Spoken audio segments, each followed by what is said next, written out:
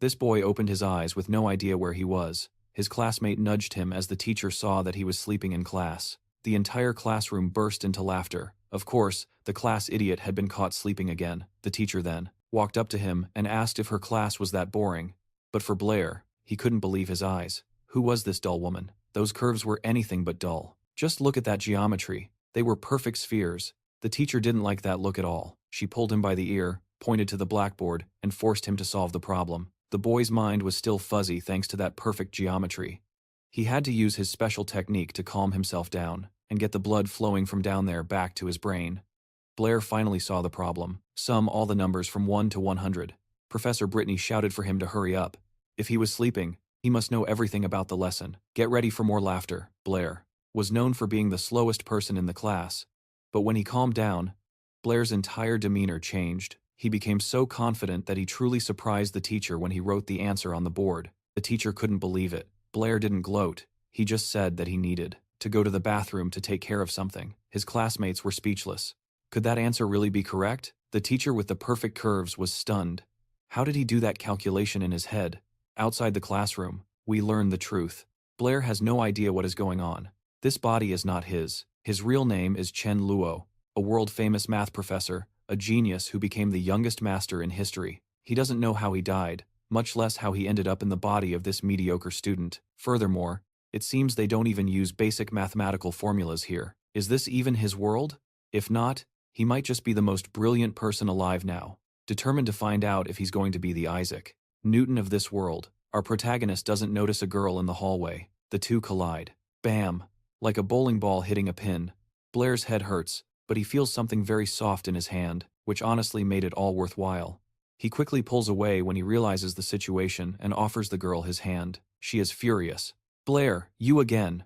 A confused Blair just asks, "Do we know each other?" The girl turns red as a tomato, trying to cover her treasures while screaming. "You did the same thing on the first day of school. Always touching me and trying to look up my skirt." He's still as arrogant and pretentious as ever. She hurled so many insults at this boy, Blair, that our protagonist froze from secondhand embarrassment. He tried to explain, but the girl was determined to erase his memories, to the hard way. She began to conjure fire magic. Blair quickly tried a new tactic. "If I'm really so weak and pathetic, wouldn't it be cowardly to beat me?" The girl wasn't listening. She was ready to burn his memories. With no other options, Blair resorted to sincerity, apologizing to Isabella. He called her the Miss, with the incredible geometry, and swore he didn't see the color of any white panties. The girl was caught completely by surprise. She actually calmed down, but before she could say a word, the culprit had vanished, running from the blonde as fast as his legs could carry him. As he runs, he begins to comprehend the insanity of this world, where science and magic coexist side by side. Suddenly, an unbearable headache strikes, and he falls to his knees on the grass. His consciousness begins to fade, his body goes limp, and he collapses on the ground. Our protagonist's mind, then, returns to his childhood memories, where he is seen calling for his father. The scene shifts to a reflection in a puddle. It shows a few people in front of a palace. A man hands a beautiful box to a woman, calling her his love and trying to comfort her. Soon after, the woman grabs a child by the arm and runs into a large, two-story house. Inside, while she attends to her things, she overhears two women gossiping. They say that the lady and the child were nobles, but the man who supported her had died. The memory flashes forward, and now we see a child running happily to tell his mother he was accepted into the academy. Tia Donasa. That child was Blair. His worried mother warns him about the dangers he will face at the academy. Looking at her son, she remembers her late husband and realizes how much the two look alike. After that, the memories jump to his life at the academy. There, our protagonist was constantly disrespected by his teachers. He decides to pay off his family's debt. After all, he's from a noble family that went bankrupt, so he has to work twice as hard.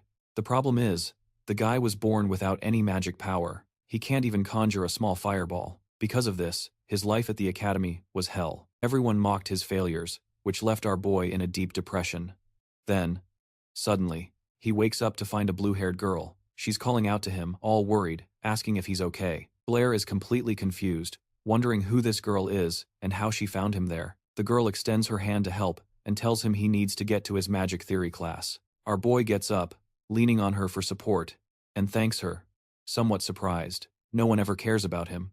When he arrives at the classroom, the magic theory class is already underway. The professor is talking about the 4 basic elements: As he listens to the explanation, the protagonist begins to understand how things work in this world. You're either born a mage or you're a commoner. Meanwhile, the professor, a man with gray hair, continues his lecture. He says that mages use spells, gestures, and spiritual power to control the elements. But to do this, a person must be born with the gift.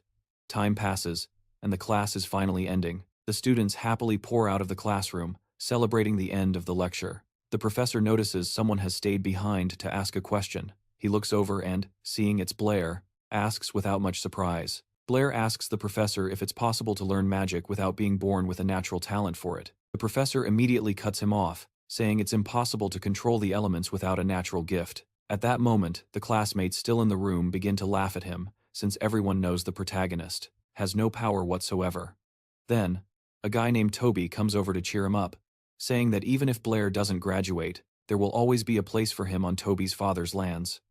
Upon hearing the name, the protagonist remembers that this chubby guy was the only friend of the body's previous owner. After their talk, Toby gives him a big smile, and the two part ways amicably, waving to each other. Suddenly, Blair notices the blue-haired girl staring at him. He asks if she needs anything. The girl gets all flustered and runs out of the room, but not before telling him that Professor Britney told him to go to her office after class. He finds himself thinking about that girl. She's been near him all day, looking like she wanted to say something. Our hero realizes that even though he's a math genius, that won't help him much in a world of magic if he has no powers. With a sliver of hope, he decides to try and use what little magic he has to summon a flame. He looks down at his own hand, concentrates, and tries to use the fireball technique, praying for something to happen. His hope was already fading as desperation began to set in. It seemed he had failed once again, but then, out of nowhere, his hand erupts in a brilliant orange flame. Our hero is completely shocked.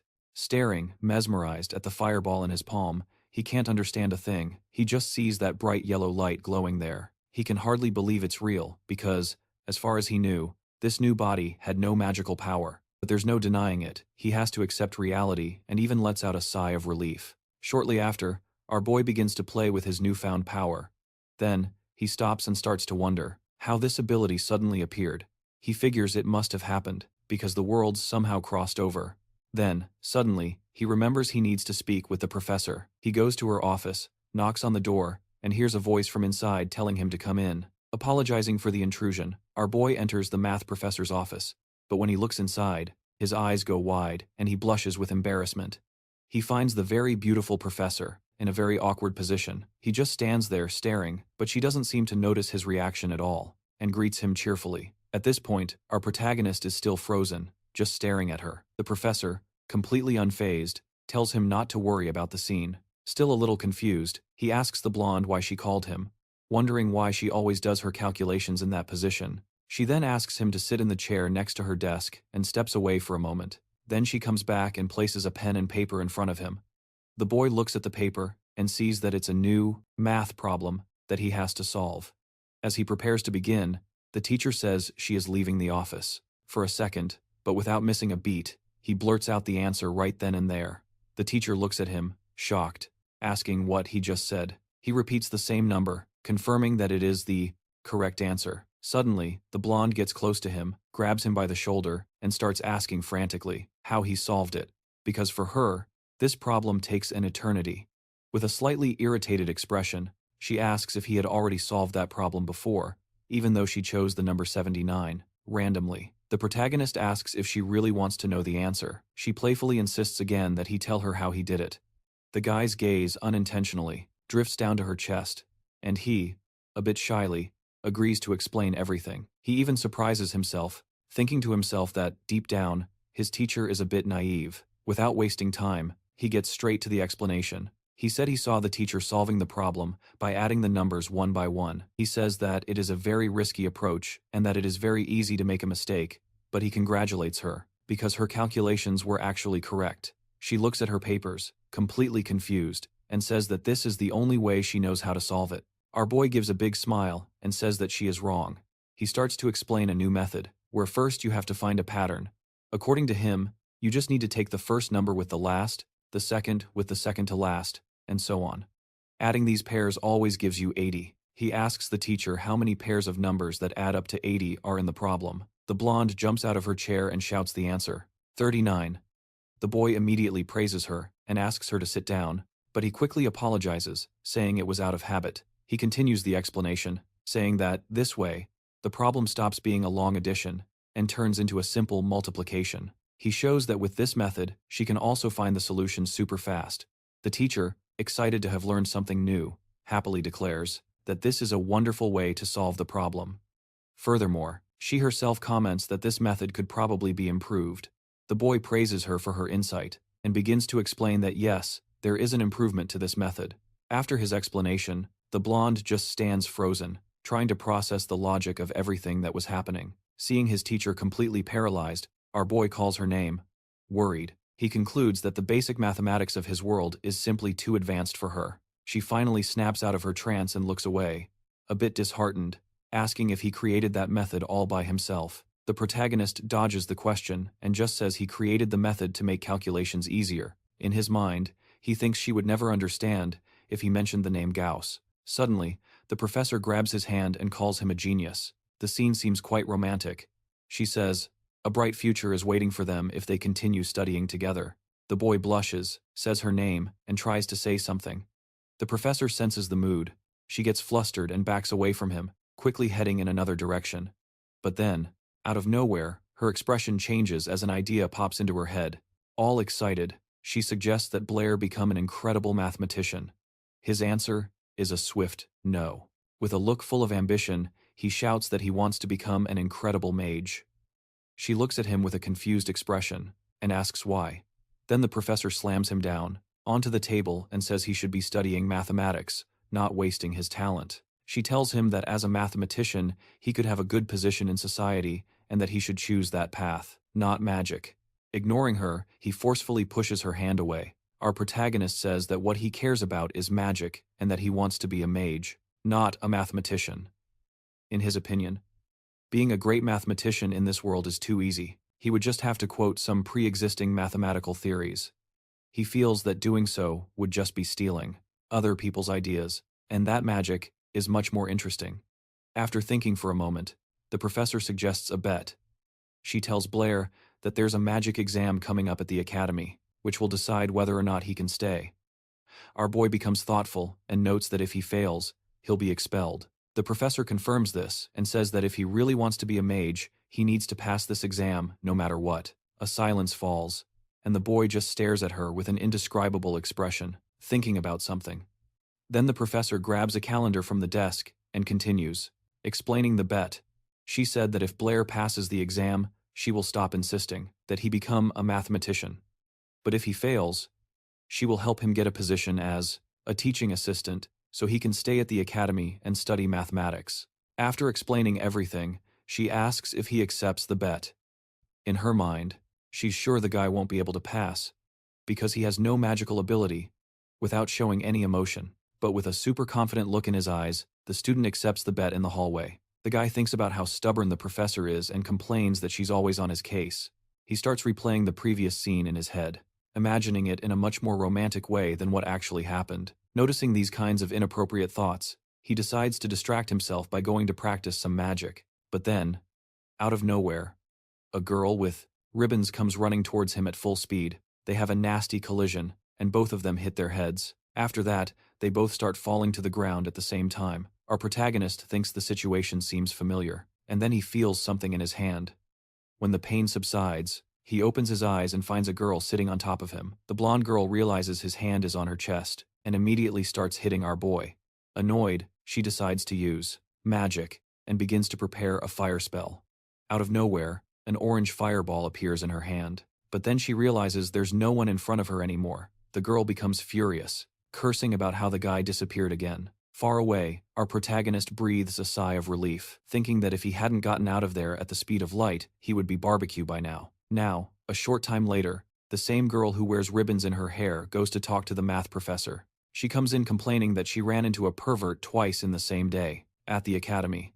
After venting, she gets even more irritated, and swears that the next time she finds that pervert, she'll launch a fireball at him, without a second thought. The professor finds the situation a bit funny, and lets out a little chuckle. The girl, whose name is Isabella, quickly changes the subject. She says she has already finished the math problem the professor had assigned. All proud, She mentions that she solved it all in one night and boasts, thinking no one could have done it faster. The professor even praises her effort but bursts her bubble, saying that a guy named Blair solved the same task in just 1 minute. Isabella's jaw drops, completely confused, and she asks how he managed to do it so quickly. The professor explains that there's a specific mathematical theory for it and offers to show her. Then, the professor begins to explain exactly how the method Blair used works. After the class, Isabella has that look on her face as if she's still processing everything, you know? But little by little, it starts to make sense, and she begins to understand the logic behind the theory. Then she realizes something and is shocked. She can't believe that Blair himself was the one who invented it. At that moment, Isabella decides she needs to meet the genius who created this theory. She asks the professor about him, her eyes shining with excitement. While waiting for a response, the professor finds his reaction a bit strange, but agrees to introduce them. It isn't long before Isabella simply kicks a classroom door open and storms inside. She starts shouting in front of everyone, asking where the guy named Blair is, making it crystal clear she really wants to meet him. One of Blair's friends, completely surprised, is about to open his mouth to answer. But out of nowhere, he gets a sharp pinch on his thigh to keep him quiet. Who was it that pinched him? None other than Blair himself, who was hiding under the table. His chubby friend gets the hint immediately and makes something up. He spins a tale for Isabella, telling her that Blair had just left for work. She gives the guy a confused look, as if to say, "Are you being serious?" She asks a rhetorical question, and seeing it's no use, she gives up on waiting. She asks the guys to let Blair know when he returns. His friend gives a small, super relieved nod, and promises he'll pass on the message. As soon as Isabella leaves, the classroom door slams shut. Only then does Blair decide to come out from under the table. He's making sure the blonde girl had really left after that whole scene.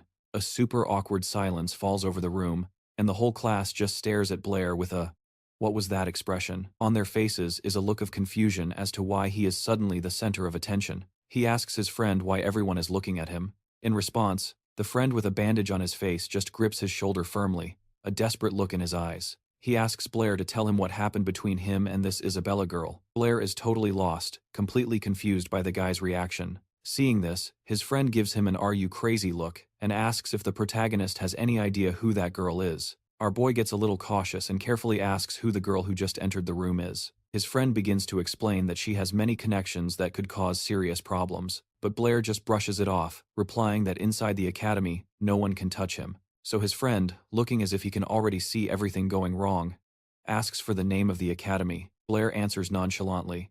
The next question is about the campus's location, and our boy, totally calm, says, "It's on Baker Avenue." And that's when the bomb drops. His friend tells him the campus is in the city of Yabo, and the mayor there is none other than Isabella's father. It's at this moment that Blair finally understands the complicated situation he has gotten himself into and starts to freak out. Not knowing what to do, he realizes he's in trouble and asks his friend if he can just apologize to the girl. But out of nowhere, a shout from the back of the room calls out Isabella's name. The two of them turn around, surprised. It's a blonde guy with his group staring down our friend. He said that a nobody like Blair won't even last 2 days there.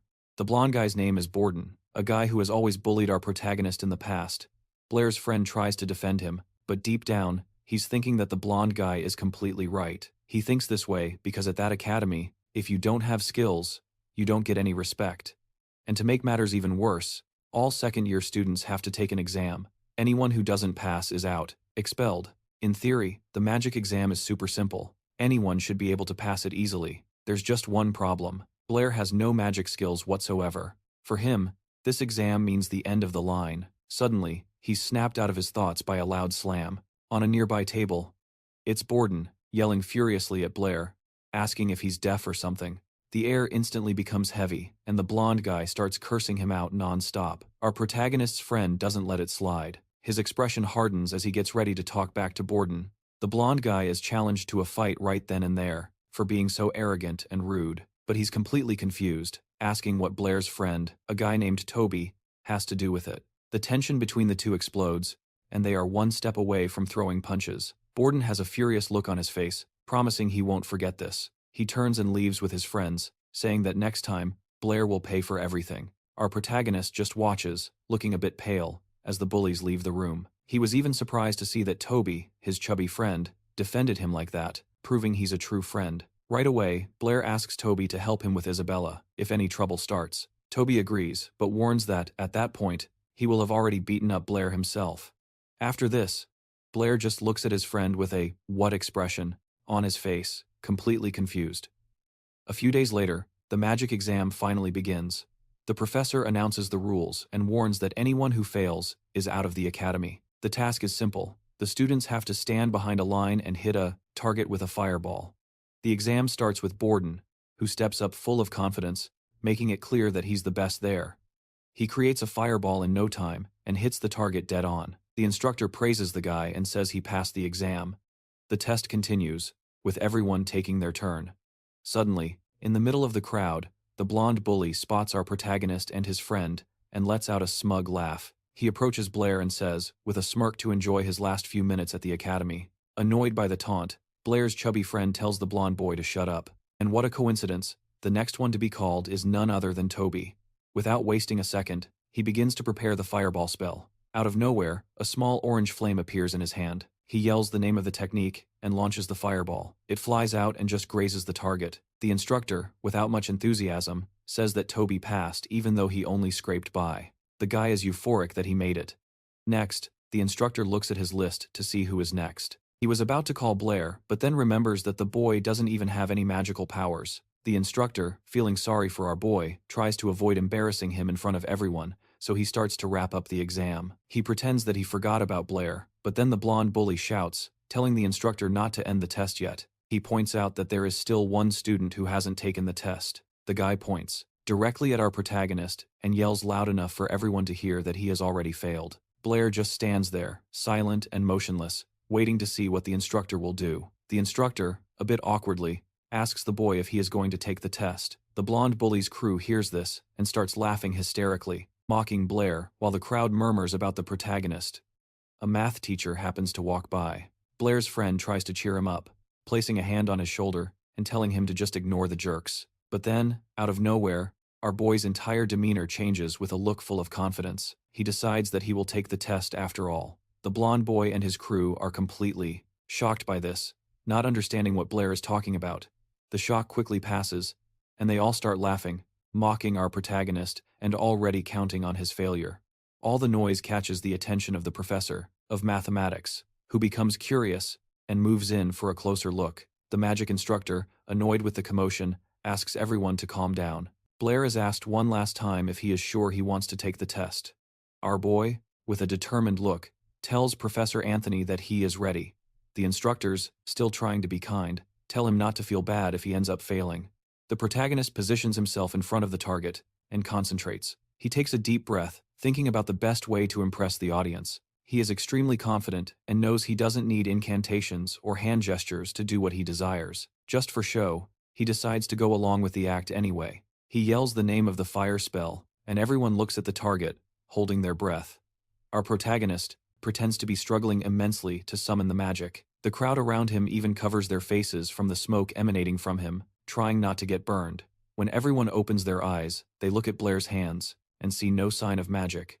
The blonde boy and his friends see this and start laughing loudly, thinking our boy had messed everything up, but out of nowhere, a spark of fire appears in his hand, and circles of fire spread around him as a huge fireball forms and shoots directly towards the target. When the spell hits the target, there is a gigantic explosion of flames. Absolutely everyone there, including students and teachers, just stares in awe, mouths agape after the fireball. The target is nothing but a pile of smoldering rubble. The magic professor is in total disbelief, says that Blair passed the exam. The blonde's face changes completely, and he exclaims that it's impossible, because not even he could achieve such a result. Toby is really happy for his friend, asking him why he was hiding all that talent. Suddenly, the professor calls our MC for a chat. The math professor is also on the side, completely shocked, wondering how the boy managed to do it. Blair goes to the magic professor's office and starts telling a story about how he trained every day with books, and that's how he managed to master the fireball spell. Professor Anthony explains that magic is a gift from the gods, and that people without abilities were called the God-forsaken, and they all assumed that Blair was one of them. But now it seemed the gods had rewarded Blair with this gift, which was an incredibly rare occurrence. He praises our protagonist and encourages him to keep studying, saying that he has enormous potential. Our boy thinks to himself, already tired of all this, that all the teachers in this academy are trying to force him to learn something. Then out of nowhere he says he appreciates the praise but that he wants to go back to his own world. The professor looks at him completely confused and asks what worlds he's talking about. Our protagonist instantly realizes what he just said and tries to cover it up by saying it was just a joke and that it slipped out, but Anthony doesn't quite believe him and just concludes that he has been studying too much. He assumes Blair was talking about the world from the legends of the Holy Master. As soon as he hears about this Holy Master, our boy becomes super interested in what the professor is saying. According to the legend, there was a Holy Master who could control space and travel to other worlds, but everyone thinks it's just a myth. Our MC looks at the professor with anticipation and starts asking more about these legends. Suddenly, he grabs the old man by the shoulders and declares that he needs to become a holy master. Some time passes and Blair begins to seriously study the history of this world. He stays up late in the library, spending all his energy as he devours a ton of books. From the information in the books, he discovers that there are different power levels for mages in this world. In total, there are 7 different tiers. The Holy Masters were mentioned only in myths and legends. Their magical abilities were described only in ancient texts.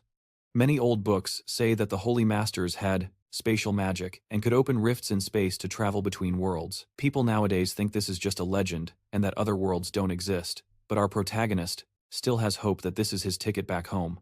The problem is that Professor Anthony doesn't believe in any of this, so he won't be able to get much information from him right now. The library administrator approaches Blair and asks how his studies are going. Blair gets a little nervous when the administrator tells him to stop just reading and help out a bit with the library work.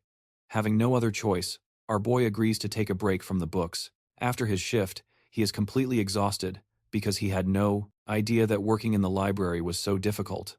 When his shift ends, it's time for class. The moment our protagonist enters the room, a strange silence falls over the place. Everyone is whispering about his test results, since he did surprisingly well. The chatter wouldn't stop, and this sudden popularity was starting to weigh on him. Out of nowhere, he sees Isabella out of the corner of his eye and just freezes.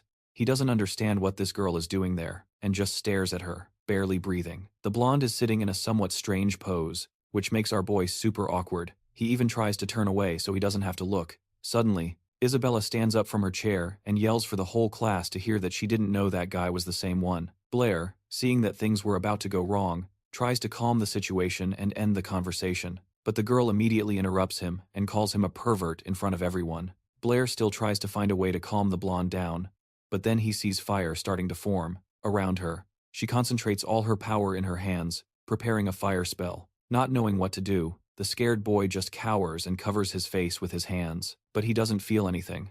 Surprised, he opens his eyes to see why the attack never hit him. Right in front of him is the math professor who stopped the student. The professor, with a disappointed expression, asks Isabella why she is using magic inside the classroom.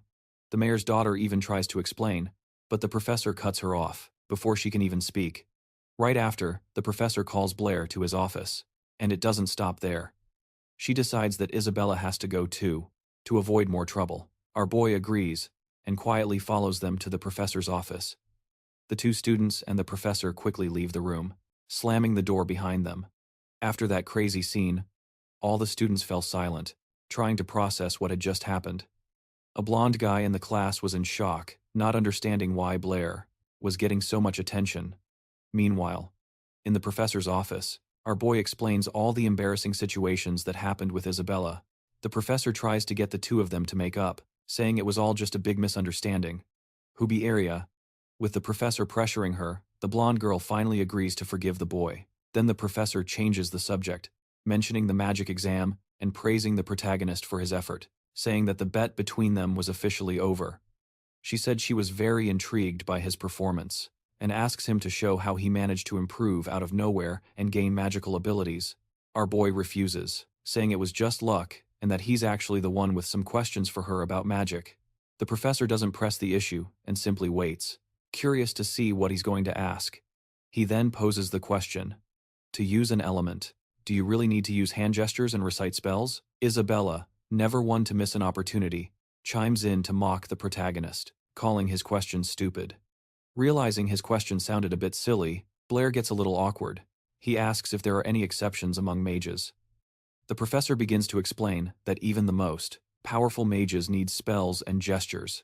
The only difference is that, at their level, they can do it much faster. She continues, saying that magic is a gift from the gods. It was they who taught people to use gestures and spells to summon the elements. To do it without anything, a person would need what they call divine enlightenment. Isabella finds the question so absurd that she asks why the professor is answering so seriously. The protagonist begins to wonder if, because he's from another world, the gods of this world simply ignored him. All of this was basic magic knowledge, and if he wanted to be a mage, he would need to study the theory first. But the professor had called him for another reason, one that the girl had already mentioned. She hands him a folded paper and explains that it's a scientific journal where the most important papers are published. Isabella, who was standing nearby, peeks at the journal and is shocked. She notices the math professor's name next to our boy's and has a completely over-the-top reaction. The professor explains that she discovered the summation method the boy had demonstrated, and even wrote a paper on it. But the black-haired boy can only think of one thing: whether he'll make any money from this publication, since his library salary was a total joke, and as if reading his mind.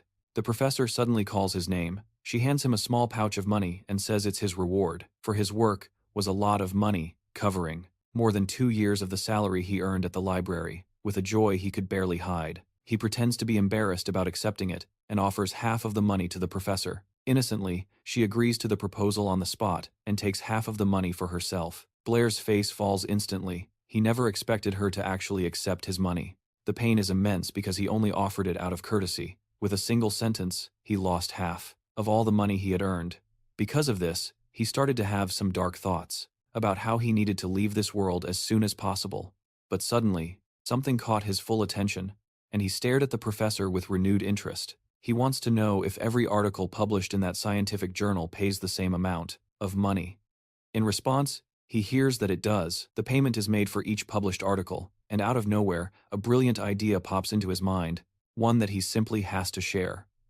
Suddenly, he starts to explain a new theory, one that he brought from his old world. The professor realizes what he is talking about and calls it Ralph's riddle. Our boy, who isn't very familiar with the science of this world, gives the girl a confused look. She explains that Ralph's riddle is a mathematical problem created by some ancient sages. The story goes like this: Ralph has 7 sons, and each son has 7 bags. Each bag has 7 cats, and each cat has 7 kittens. The problem itself doesn't involve huge numbers. If you just add everything up, you'll get the answer. But the point is that if the numbers were larger, it would be very good to have another way to solve it. So the blonde, with a genuine interest, asks if he can solve Ralph's riddle, using a different method. With a confident look, he replies that he has some ideas about it. The girl is super inspired by his answer and asks to work with him on this new method. Time passes as they work, and after a few hours, the student who was in the office the whole time ends up falling asleep in her chair. Suddenly, she is woken up by a scream right next to her. The one screaming is the professor. She is jumping for joy, saying that our boy has finally solved the problem. Isabella, surprised, asks the protagonist if he came up with the idea by himself. He, in turn, gives her a mischievous look and asks if she really wants to know the answer. The blonde is incredibly curious and insists on knowing. In response, he says that he has no special skills, he just studies like a madman. The dumbfounded girl asks if he is telling the truth. A short time later, she is still thinking about what he said when, out of nowhere, something unexpected happens right in front of her. Leaving her shocked, she sees the protagonist at the third-year building and wonders what he is doing there, since he is in his 2nd year. She promises herself that she will catch him in the act this time, but before she knows it, she has lost sight of him again. By this time, the protagonist is already near a high stone wall, behind the third-year building. This was the place Toby told him about, hoping his friend would not do anything stupid. With a light leap, our boy jumps the wall and suddenly remembers his magic professor. He had told him that if he wanted to learn about magic, he should go to the Magic Association in Devil City behind the wall. There is something surprising, and the protagonist freezes for a moment.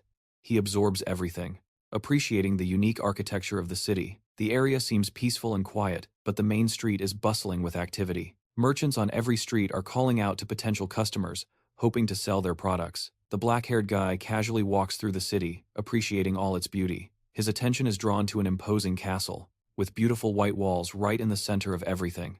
He recognizes it immediately. It is the Magic Association he was looking for. Before entering, he carefully pulls a mask of some sort from his pocket. He needs to be careful. It is best not to reveal his identity unnecessarily. As the association's entrance was rather quiet, he went straight to the main desk. There, he finds a blue-haired girl who immediately offers to help. Our protagonist instantly recognizes her as Molly, one of his classmates.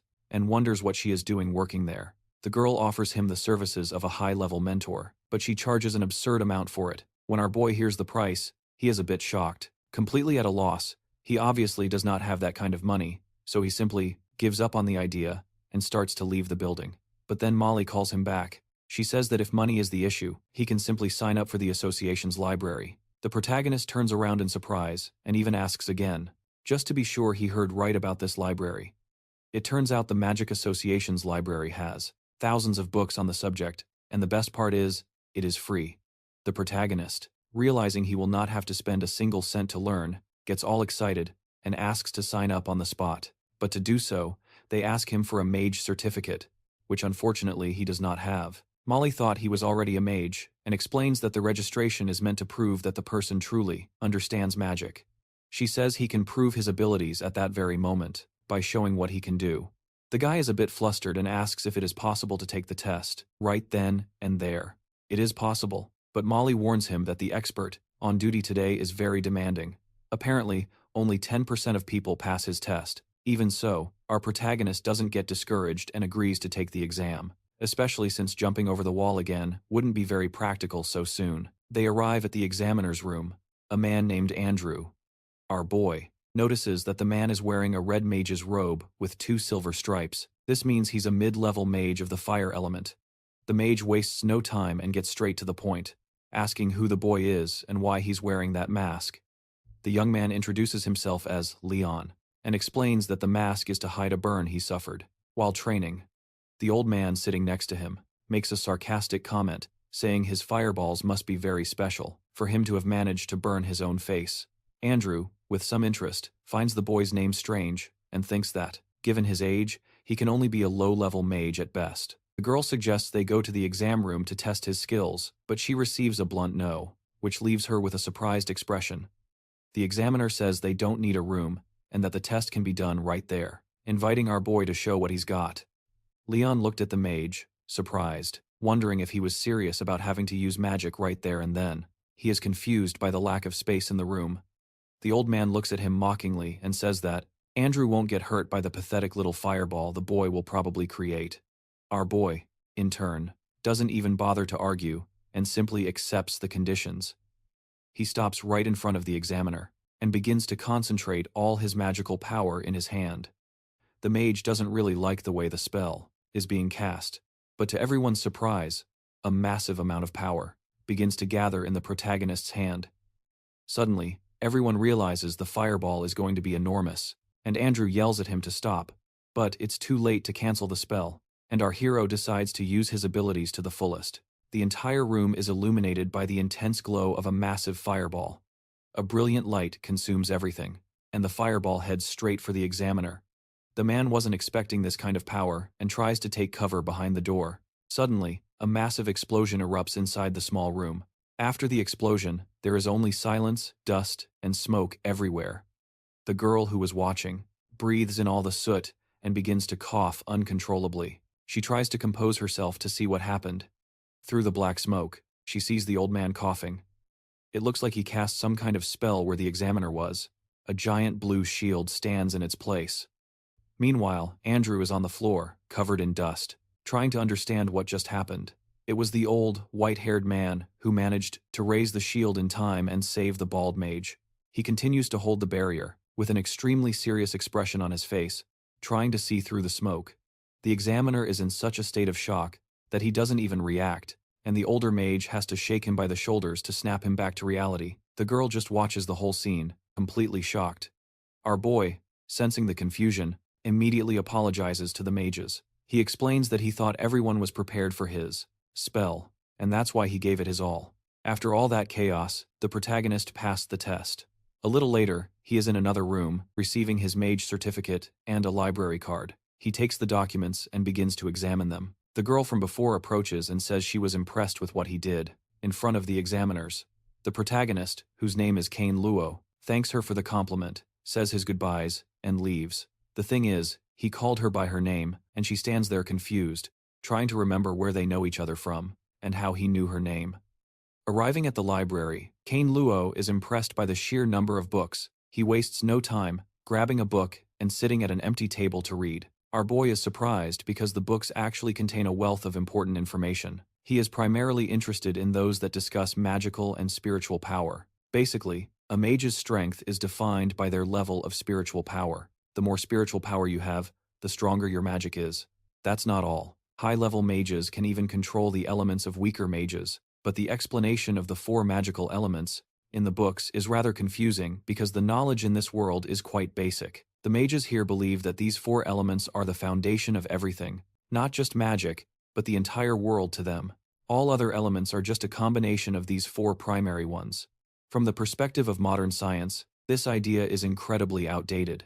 Any student knows that matter is composed of various elements from the periodic table, not just 4. But since magic and magical elements are real in this world, the protagonist can't find a scientific explanation for it. Then, out of nowhere, an idea strikes him. What if it's possible to interact with the magical elements in a different way? Lost in these thoughts, he suddenly jumps from his chair, startling everyone in the library. If his theory is correct, he might be able to create a completely new type of magic out of thin air. He gathers the papers on the table. Without a second thought, our boy grabs his things and runs out of the library. He needed to test this crazy idea and went straight to the Magic Association. When he arrives at the association completely out of breath, he runs down a hallway, and the guys who administered his test recognize him. The examiner and an older man were sitting there, still somewhat shocked by what they had seen earlier. To set the scene, a blue-haired girl was serving them tea. Andrew comments that this Leo has extremely low spiritual power, but even so, he managed to create a huge and super powerful fireball, and the strangest part is that the old man, the gray-robed mage, couldn't even control the element the boy had summoned. He thinks that maybe the boy has some secret that they aren't picking up on. It was already getting dark, so the protagonist decides to leave the city and head back to the academy. On the way, he simply leaps over a high stone wall, as if it were nothing, and lands softly on his feet on the other side, without raising a single speck of dust. Our boy doesn't want to waste any time and decides to try creating that new magic right then and there. A flood of ideas starts rushing into his head, and he struggles to focus and create something different. The protagonist takes a deep breath, and out of nowhere, he feels a strange energy. A whitish flow that he doesn't recognize begins to swirl around him. He realizes this energy is coming from his own body, and that he can control it. He tries to direct this flow of ki to create a semi-element. A ball of magic forms in his hand, and it transforms into oxygen. But he's not sure if it's really pure oxygen. There was no way to know, just by looking. So, he gathers the oxygen he created in his hand, making it denser and more concentrated. He figures that if it's really oxygen, all he needs to do is set it on fire to be sure. But the first attempt fails. He adds fire, and only a small puff of smoke comes out of his hand. Not losing hope, he tries the crazy experiment again. He creates the oxygen in his hand once more. He compresses it tightly and sets it ablaze. Suddenly, a gigantic explosion erupts around him. The shockwave is so strong it shatters the windows of nearby buildings. Just to give you an idea, even a glass that was just sitting on the math teacher's desk began to crack. The teacher hears the massive noise coming from the street and drops what she's doing to see what happened. Through the window, now completely cracked by the shockwave, she sees the explosion that happened near the building. In the middle of a patch of grass, a ton of sparks and clouds of smoke are rising. Our boy is right in the middle of all this chaos, trying to breathe in the dense smoke that has formed around him. Then the wind starts to whip everything through the air in a strange way. The protagonist thinks he was very lucky to have reacted so quickly. Our boy's face is covered in sweat, and he has an expression of genuine fear. He looks to the side, trying to figure out how much damage the explosion caused. Apparently that oxygen was much more powerful than our protagonist had imagined. Suddenly, he hears a voice shouting from a distance, asking what happened. Our boy turns around and sees a guy running in his direction. He hadn't expected it to be so loud. The protagonist decides it's better to leave before he gets into trouble, so he runs into the forest to hide. Despite the chaos, it seems Blair managed to create something worthwhile. A while later, we see him in the classroom thinking about everything that happened. He is exhausted from studying all night, so he decides to take a quick nap, right there at his desk. But tranquility isn't an option for him, and suddenly, someone starts hitting him hard on the back.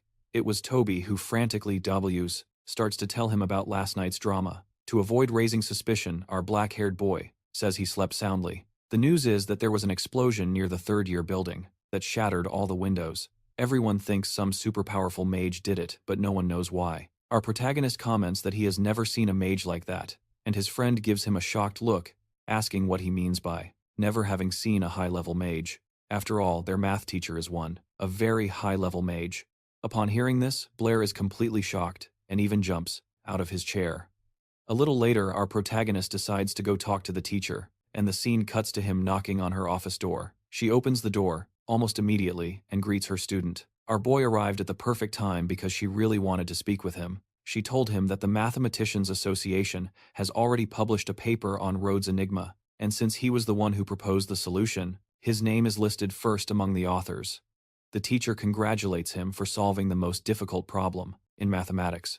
But putting that aside, he says he is here to discuss something else. To the blonde teacher's surprise, he says he wants to study mathematics with her and asks for her help. After hearing this, she just stares at him completely confused. The guy wanted to be a mage, but suddenly he decided he also really liked mathematics, and he didn't want to regret it later. He even said that he feels as if he must have been an incredible mathematician in his past life. The teacher, overcome with emotion, takes his hand, calling him by his name. She can't control herself, and presses his hand against her own chest, saying how happy she is to hear this. She hugs him, and says that from now on, they will study math together every day after school. Dying of embarrassment, the guy tries to pull away from the hug, gently pushing her with his hands. He takes the opportunity to ask for help with magic too, and still completely flustered by the scene, he hears her agree to everything. He decides to get out of there as quickly as possible. Our boy is already rushing to the door, desperate to get out. He opens it, but the blonde teacher calls him, reminding him about their appointment for the next day. He just agrees, wanting to run off, but then out of nowhere, she tells him to stop and wait one more minute. Then she sits at the desk, joins her hands, and tries to figure out how to say what she is thinking. Blair is completely confused, looking at her nervously. The teacher then realizes that the black-haired guy only agreed to the math lessons to get help with his magic. She gets worried about this because she realized his request was not sincere, seeing that he had been caught. The protagonist panics, quickly trying to come up with an excuse, and suddenly, he has a brilliant idea to get out of this. He blurts out that since they will be spending so much time together, it will be easier for him to ask about magic. But before he can finish the sentence, the teacher's hand lands firmly on his shoulder. She holds him steady, and the boy is left very confused. He's afraid of what she is going to say now, but the teacher says that he has a talent for math, and that he can use it as a tool. Apparently, our boy's answer was enough for her. She tells him to go rest and not to forget to come back after school. Blair thinks to himself that this girl is both intelligent and a little foolish at the same time. Time passes, and the next evening, Blair shows up for his class. He opens the teacher's classroom door without even knocking, and simply walks in. Suddenly, he sees two girls at the front, sitting at a desk and talking. One of them is Isabella, who is clearly not happy to see him there, probably because she wanted to talk to the teacher, alone. Without wasting any time, she directly asks what he is doing there. The teacher then apologizes to Isabella and explains that she forgot to let her know. But from now on, Blair would also have lessons with her. The teacher asks Isabella to look after the new student, but from the look on her face, she does not seem to like the idea very much. The blonde then calls the protagonist to sit next to the other student and says she has prepared a problem for him. The question was as follows. A stone is thrown into a well. A little later, another stone, 2 times heavier, is also thrown in. The question is when the second stone will reach the first. Isabella starts to answer, saying they need to know the time between the 2 throws. But before she can finish, Blair interrupts her. Our boy, without hesitation, says directly that the second stone. He explains that if you ignore air resistance, a heavy stone will not fall faster than a lighter one. His answer makes the blonde girl sitting next to him really angry. She accuses him of not even knowing the basics. According to her, everyone knows that an object's falling speed depends on its weight. The heavier it is, the faster it falls. She says this is what the ancient sages discovered, and that even a child knows this. But our protagonist isn't convinced. The expression on his face shows that he's getting quite annoyed as well. He retorts that, just because a bunch of ancient sages said something, that doesn't make it true, and he asks if she's ever seen it happen in real life. The blonde gets irritated because the guy dared to question the wisdom of the ancients. The atmosphere between them grows tense, because neither of them is willing to back down. So our protagonist states bluntly that science must be precise, and that if a truth cannot be proven, then it is not a real truth. Another student suggests a bet, but the guy says no. The teacher tries to calm things down, to prevent everyone from starting a fight, but then, out of nowhere, the mayor's daughter bets 10 gold coins. He agrees instantly. The teacher just facepalms, frustrated at being unable to stop the black-haired boy. After a while, They find a place to conduct the experiment. She tries one more time, saying that one stone is twice the size of the other, and that they should just drop the argument, but he holds his ground. After all, he wasn't going to pass up the chance for some easy money. Nobody there thinks he will win, because they all believe in the ancient sages. The blonde even remarks that being confident is one thing, but being this arrogant is another. Right after that, some white platforms of wind appear in the air. The teacher steps onto them and begins to float. A bluish wind propels her upward, higher and higher, faster and faster. Our boy, who had never seen flight magic before, can only stare at the scene. He and Isabella are down below, just watching as the teacher ascends to the top of the clock tower high above. She raises her two hands, each holding a stone, one larger and one smaller. The mayor's daughter is already calling it a victory, saying he will definitely lose, to ensure the test is fair. The teacher lines up the two stones at the exact same height, and then lets them go. The stones enter a free fall, and for a second, it seems like they are at different heights. They draw closer and closer to the ground, gaining speed. But suddenly, both stones hit the grass at the exact same moment. The blonde is left speechless, unable to believe what she is seeing. The guy, on the other hand, just cracks a small smile because he already knew the outcome. The teacher, from high above, also has an expression on her face as if she has no idea what just happened. She uses the spell again, and he slowly descends to the ground for a closer look at the two stones still sitting there on the grass. As the trio stands there, pondering what just happened, Isabella finally seems to understand, and her face is pure confusion. The two girls can't believe how this was possible. To them, the ancient sages couldn't have lied. The professor finds himself wondering how on earth his student knew that the law of falling bodies was wrong. He then explains that he read about it in a book, but when he went to test it with two stones, he saw that reality was different from what was written. It turns out that a truth taught by adults for over 1,000 years could be refuted, simply by dropping two stones from a considerable height. It's pretty crazy to think that so many scholars never even bothered to check if the truths they knew were actually real. The blonde, she grabs him by the shoulders and says that this law was super important to their world, and that soon a new law will appear in the books under Blair's name. The guy isn't very happy with all the fame he is getting, especially since he wasn't the only one who conducted the experiment. The professor tries to calm things down, saying the credit was all his and she only played a small part. But if he wants, he can refine this law together with Isabella, and the girl gets all excited about the idea. Our protagonist replies that he will definitely need her help to finalize the law and invites her to join him. Suddenly, all the shyness vanishes from her face, and she looks at the boy in surprise. Her mind starts racing, thinking intensely about his proposal. She even imagines the newspaper headlines announcing that two geniuses have appeared at the academy and are working together on a new law. Her face turns red again at the thought of working with the boy. The girl decides not to show what she's feeling and tries to act naturally. She shyly agrees. The blonde is lost in thought for a moment, realizing they'll have to work together, just the two of them. She starts imagining possible names for the new law, thinking about how their names would look side by side in the title, which makes her blush again. Then, out of nowhere, she offers to help our protagonist if anyone messes with him at the academy. All this while thinking about how smart and handsome he is. Then suddenly, the guy holds out his hand to her, and the girl immediately thinks he wants to shake hands. This gesture leaves Isabella all flustered and even a bit upset. Without even understanding why, she decides to ask what he wants with his outstretched hand, and in response, he asks for 10 gold coins. Our protagonist clearly meant something else with that gesture, and his eyes begin to sparkle at the thought of the money he was about to receive. The girl was super disappointed for having misunderstood, and she moves away from him, pouting a little in the end. Our protagonist receives the promised payment from the bet and starts counting the coins. He is excited to have won 10 gold coins from a single challenge, and getting rich in a single day. Isabella discovers that the guy is more interested in money than in fame, but she still feels that's not the whole story. Our protagonist becomes thoughtful after her words and falls silent for a moment. The girl, with genuine curiosity, decides to ask him what he really wants. This question catches the guy by surprise because until now, he hadn't really stopped to think about it. He considers everything he's done in this world, and suddenly something makes sense. Memories of his past life flash through his mind, of how he strived as a teacher. He remembered his students, his job, and the friends he left behind in a world that no longer exists.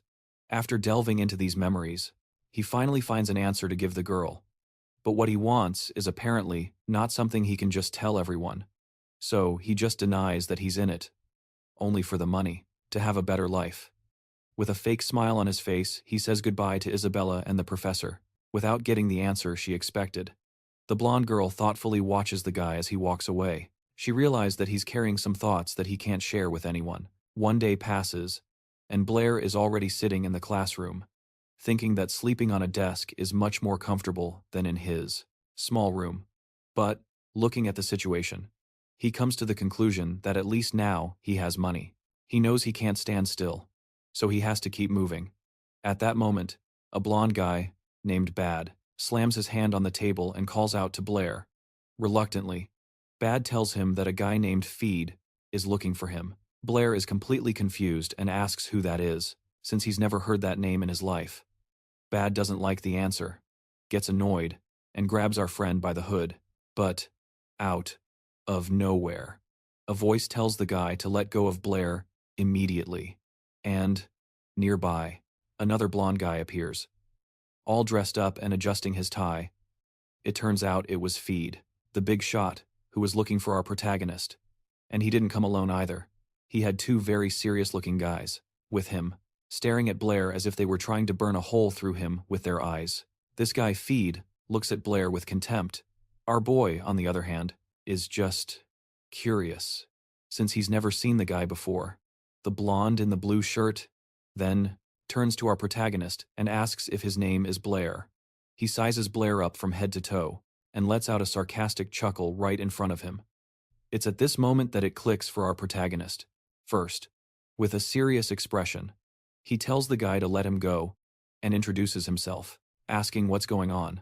The smug blonde warns Blair to stay away from Isabella. In his mind, a guy like Blair shouldn't even get close to a girl like her. After delivering his message, Finn tells his crew to leave, and they all quickly depart. On his way out, the blonde boy bumps into Toby, who was just passing by. The stout boy can't withstand the impact and awkwardly falls to his knees. He's so scared that he doesn't even dare to say a word, just silently waiting for the group of bullies to leave. A bit awkwardly, Toby approaches our protagonist and asks if he's okay. Blair says he is, that the guys just wanted to talk, but Toby is super surprised that Finn came up to Blair, out of nowhere, and can't understand why. So Toby explains the situation. That blonde guy is Finn, the class president, and everyone at the academy is afraid of him. He's from the famous Howard family, and is the son of a viscount. And to make matters worse, his father is a big shot in a secret society, and several teachers here are members too. Toby tries to smooth things over, saying he understands, Blair being charmed by Isabella's beauty, but he warns his friend not to ignore Finn's warning. Our boy gets all flustered and embarrassed because that wasn't what he was thinking at all. Time passes, and soon it's noon.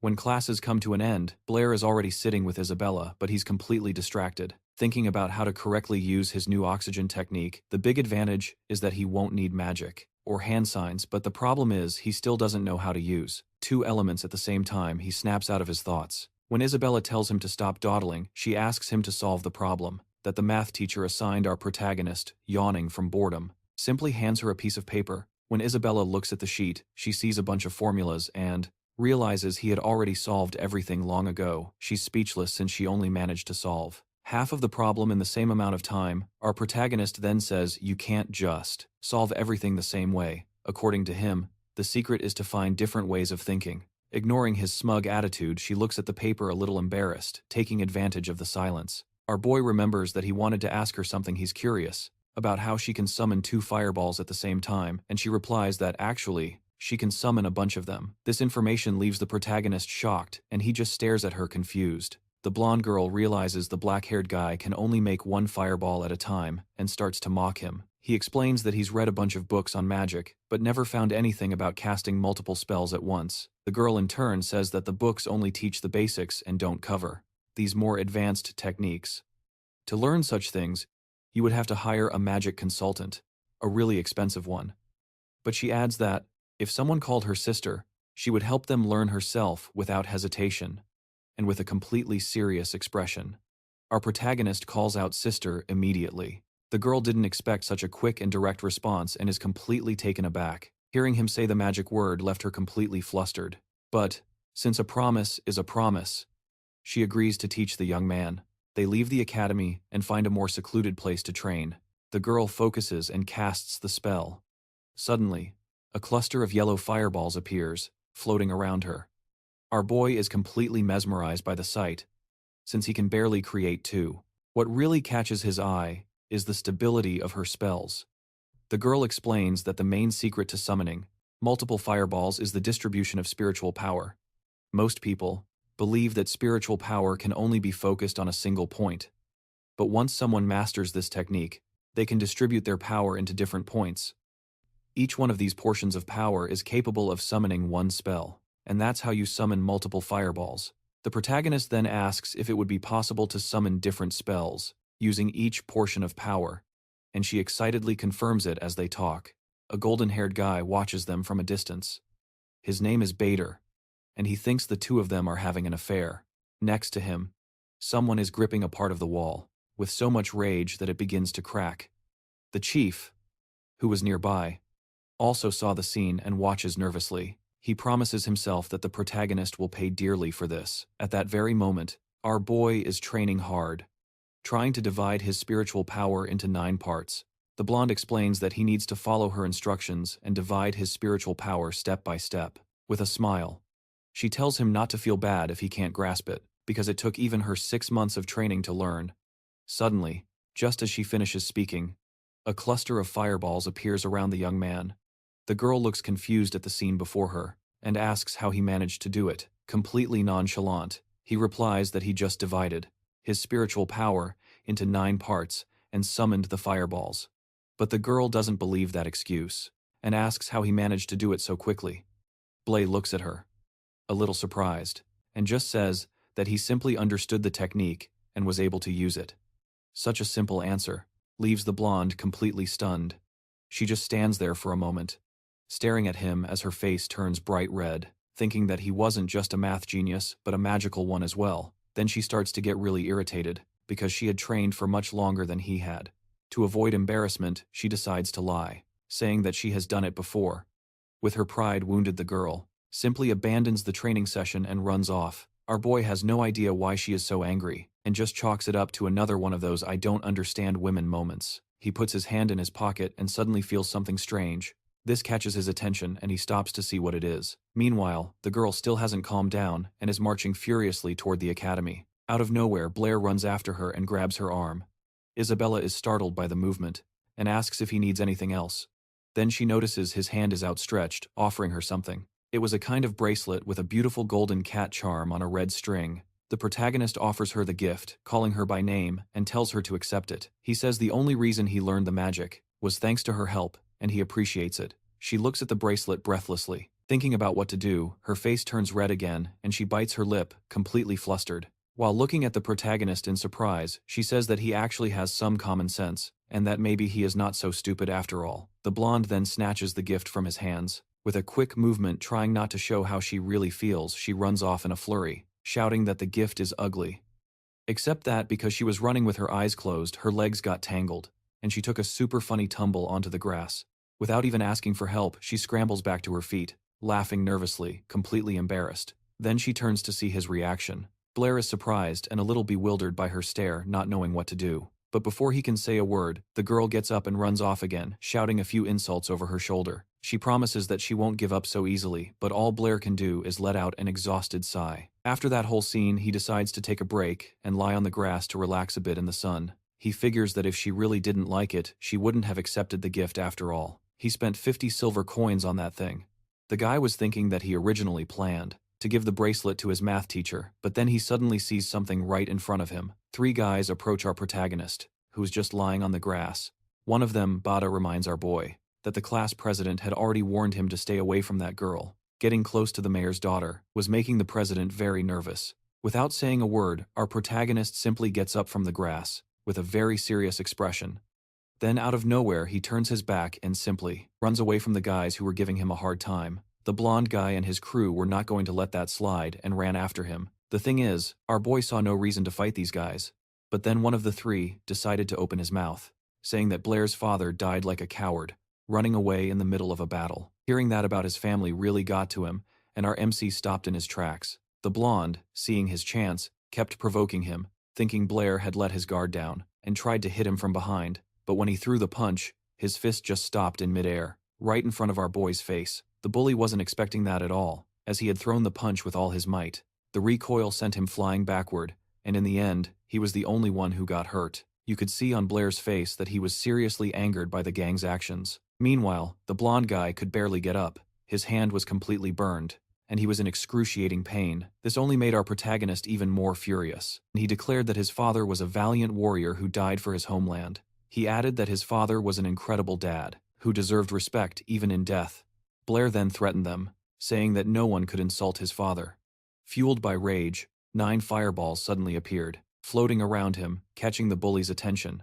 They were completely shocked by Blair's ability, because as far as they knew, he had no magic at all. The thought of being burned alive terrified the guys, and they immediately backed off, leaving their leader behind alone. Now, with a furious Blair before him, the blonde guy looked at him, terrified by what he saw. It was enough to make him panic and start begging for his life. The bully tried to save his own skin by saying that fighting was forbidden in the academy, but all he got back was a look of pure contempt. With that, the panic in his eyes vanished, replaced by sheer despair. He just stood there, paralyzed, staring at Blair, not knowing what to do. Our boy, with no intention of stopping, raised his hand to launch the fireballs. The magic converged and began to move toward the guy.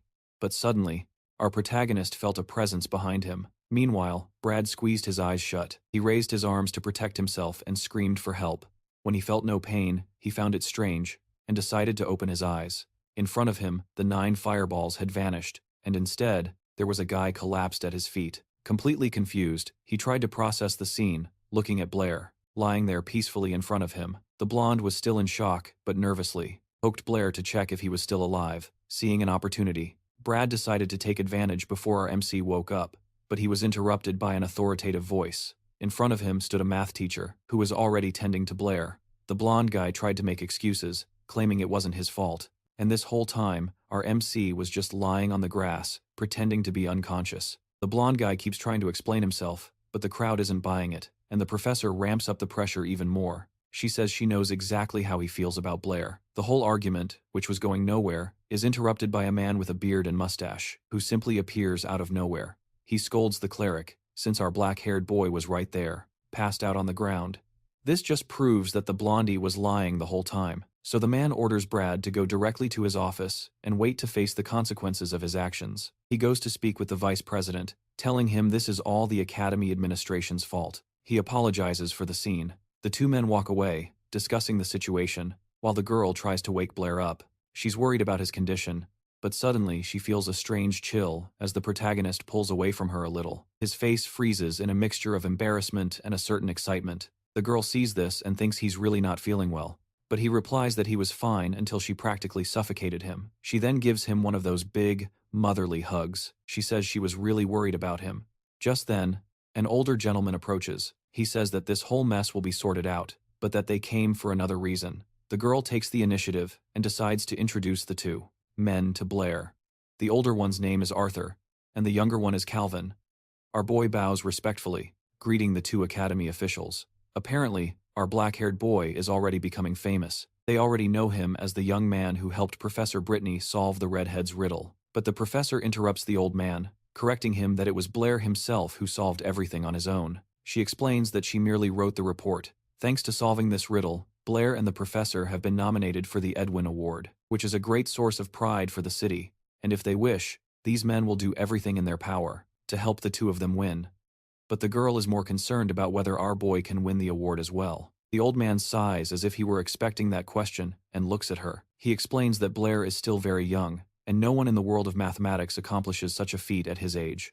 If the professor says he was the one who solved the redhead's riddle, simply no one will believe her. The girl is about to start arguing, but the protagonist calls her name and takes her hand. She looks at him with a sad face, and a little disappointed. Breaking the tension, Arthur suggests they discuss this more calmly, and decide everything later. She agrees, and the 2 men slowly walk away. Time passes, and night begins to fall. At the academy, bathing the building in a beautiful orange light, the professor and Blair walk down the hall in silence. Each of them is lost in their own thoughts. Suddenly, she tells our boy that, although the standard solution to the riddle was no big deal, the method he used was a major breakthrough. In the history of mathematics, the prize has to be his. It makes no sense for anyone else to receive the credit. This leaves Blair a bit stunned, and he quickly tries to find something to say. After a moment, He said the prize shouldn't be his. He then adds that, as far as he is concerned, Professor Britney stopped being a stranger to him a long time ago. The compliment makes the professor blush like a tomato. She is surprised, but in a good way. Embarrassed by her own reaction, she tells the student to simply go home, leaving him wondering what he could have said wrong. A little later, a crowd had already gathered around the notice board. Everyone was talking about the paper that the Professor Britney published, and, of course, about the name of the student who helped. People were impressed, saying that scientists spent centuries trying to solve Ruves's riddle, and failed. While everyone was talking about him, our protagonist decided to blend into the crowd to go unnoticed, and it worked. No one saw him. But later, not far away, he suddenly hears a lot of shouting and swearing coming from a room. He recognizes the old man he had met before, and sees another person at the end of the room. It was Brad and his father. The father was really scolding his son because of the fight. The guy's parenting style was quite intense, and to teach him a lesson, he simply starts slapping his own son. Our protagonist watches this, furious, but with no intention of getting involved. After slapping the boy right there in front of everyone, the blonde boy's father starts begging Arthur for forgiveness, asking him not to expel his son from the academy. But what Brad did was too serious. He had gravely violated the school's rules. Without even letting the old man finish speaking, the blonde boy's father falls to his knees, begging with all his might for the director's mercy. He remains in that position, desperately pleading for them to let Brad stay. Despite the mistake he made, Brad is shocked by his father's actions and tells him to get up. But Blair, despite everything, decides to intervene. He approaches Arthur, greets the director, and is greeted back, pretending he didn't hear anything. Our boy asks the director what happened with Brad.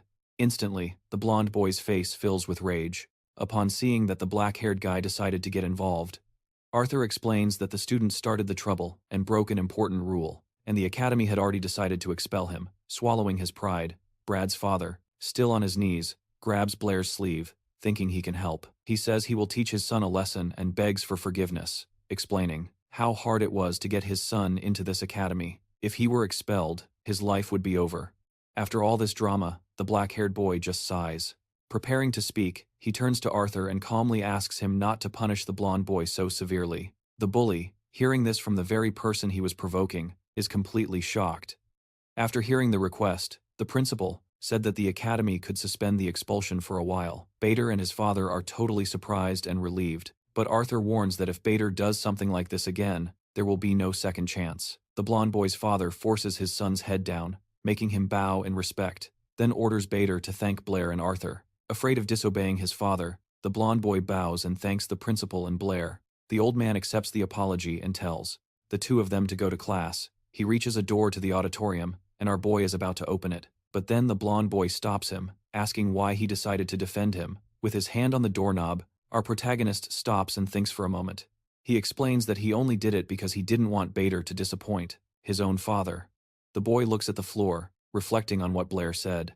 After that, he turns and gives a sincere thank you. He also tells him to be careful with Face, because that guy won't let this go. He adds that Face's uncle is the vice principal of the academy. Later, after class, Blair goes to the library as always, thinking about the complicated day he has had. Out of nowhere, the librarian appears at the door, with a very serious expression on his face, making it clear this would not be a pleasant conversation. Our protagonist wasn't expecting to see him there, and asks what he is doing. The librarian gets straight to the point and asks if Blair has been involved in any fights recently. Our boy is surprised and totally confused, asking if something happened. Then he receives the news that he can no longer work in the library or live in his room. And to make matters worse, it is a direct order from the vice principal. After this bombshell, our protagonist decides to find Professor Britney, who wanted to take him along with Isabella to a math seminar. From the start, Blair explains that he cannot go, because he was kicked out of his room and now needs to find a place to stay. In response, the professor invites him to live at her house, saying she has a spare room. Our boy gets all flustered by the offer, already imagining what it would be like to live with her. Worried, he asks if it would be a bother for her to have him living there. She calmly replies that it's no problem at all, because that way they can study math anytime. Her answer makes sense to him, but he still turns as red as a tomato. They seal the deal, and she tells Blair to meet her after the ball. Suddenly, Isabella enters the room without warning, and immediately asks what our boy is doing there. The professor explains that Blair will also be attending the seminar with them and that from now on, he will be living with her. This last piece of news makes the blonde girl furious, and she immediately starts complaining. Not understanding his student's reaction, the professor says that Blair is not a bad person, and that there's nothing to worry about. Meanwhile, our protagonist just stands there, wondering why he's being scolded again.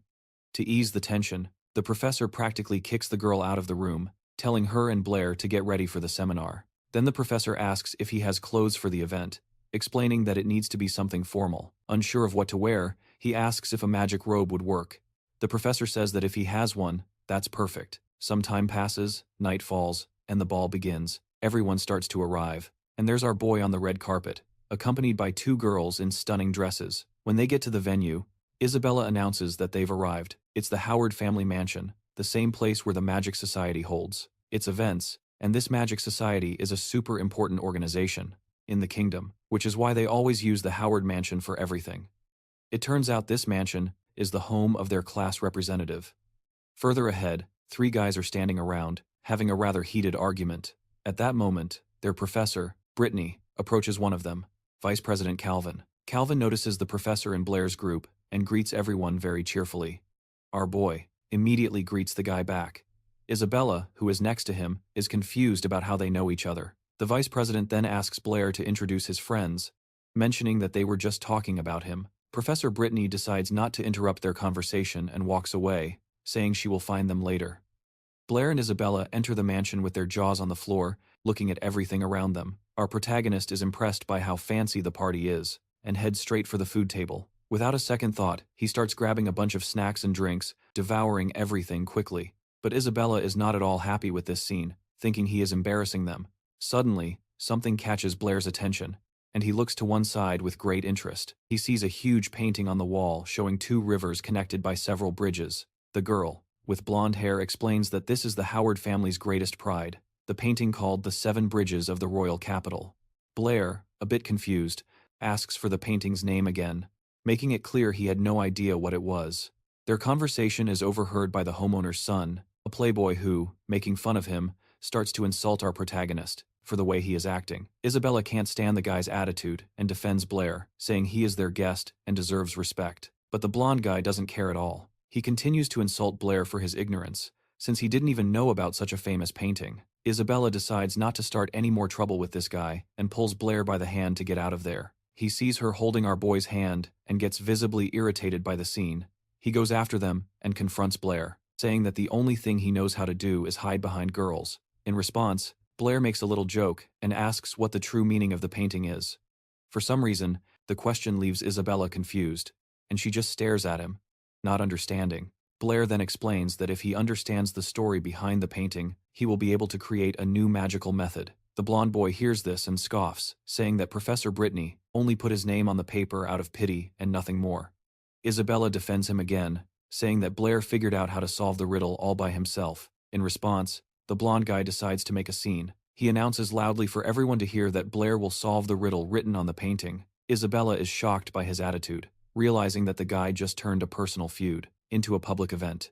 Immediately, whispers start spreading throughout the hall, with everyone bad-mouthing Blair. All the commotion catches the attention of Professor Britney and Calvin, who were further away. The blonde then provokes our protagonist, saying that now he is forced to solve the riddle in front of everyone.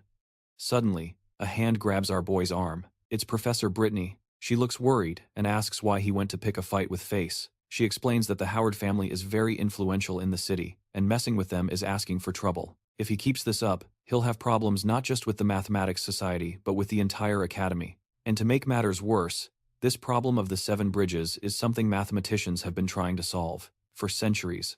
Face just wants him to try to solve it so he can humiliate our boy in front of everyone. Then Face, the blonde guy, overhears the conversation and turns to Professor Britney. He provokes her, saying she herself called Blair a genius, but now it seems she no longer trusts him. The professor gets flustered and starts raising her voice to explain herself but is interrupted. That's when Blair, full of confidence, says that he will accept the challenge. He says it's a way of thanking the head of the family for kicking him out of the library. The girls nearby hear this and are shocked, because they had no idea about the real reason he left the library. They even ask if he's sure, but Blair is already turning to Face. He confirms that he will solve the problem and that he accepts the bet. Then Face begins to explain the history of the so-called Challenge of the Seven Bridges. It was a guy from the first generation of the Howard family who came up with the idea. Many years ago, the head of the family was an important official, and he noticed that the capital had a unique geography. At that time, the city was much smaller, divided by a river with 2 islands in the middle to connect everything. They built 7 bridges. These bridges helped the people of the city to connect and do business. One day, this old family head was looking at the bridges and had a crazy idea. Would it be possible to cross all 7 bridges, passing through each one only once, and return to the exact same starting point?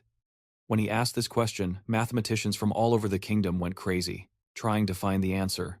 A bunch of famous scientists traveled to the capital just to try and solve the problem. Time passed.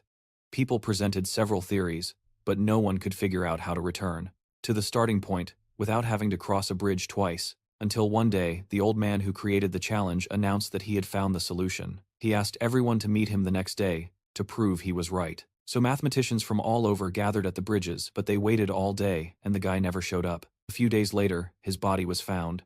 They say he got so excited about his discovery that he ended up tripping and drowning in the river. His death was a great shock to everyone in the world of mathematics. The problem was never solved, and not even his own family knows the answer. Even with the solution lost, the family hung an engraving of the bridges in the hallway to honor the man. Fez finishes by saying that this whole story is a source of pride for them. Our boy immediately understands what this is about because this riddle is very similar to one that existed in his world. After telling the whole story, Fez asks with a sarcastic smile if Blair thinks he can find the solution. Blair replies that no, he will not find a solution, and then adds that if he cannot, then no one else can either. Fez almost bursts out laughing at this response. He can barely contain himself, and lets out a scornful laugh. He simply cannot hold it in anymore, and starts laughing out loud in the blonde guy's face. The crowd gets a bit confused and starts to disperse, finding their discussion rather boring. One of the girls comments that Blair is just another arrogant kid who doesn't know his place. But the friend who was right next to her keeps her eyes on our boy and notices that he has a very sharp gaze for her. The black-haired guy is not as foolish as everyone thinks. After his laughing fit, the protagonist begins to explain his answer.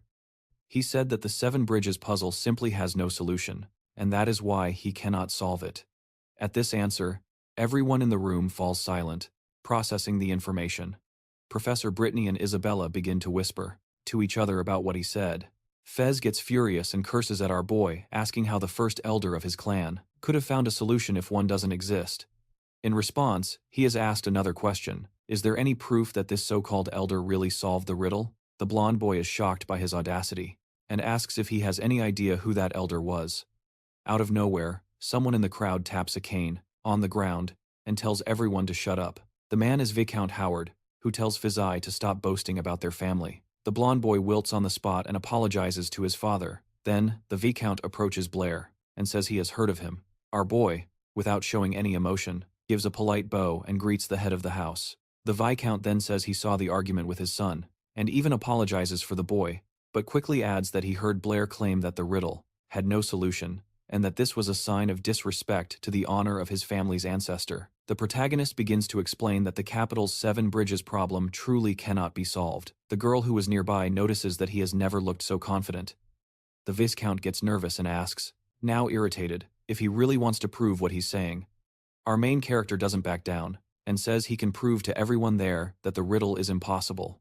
According to him, many scholars of that era tried to solve the problem by physically testing the paths, which is a valid attempt, but if you truly look at the problem, the answer is something completely different. As he spoke, he was drawing on a piece of paper, and then decides to show everyone. He explains that one practical and complicated problem like this can be transformed into one simple drawing, where each piece of land is one point, and each bridge is one line connecting those points. Thus, the map of the 7 bridges can be simplified into this drawing.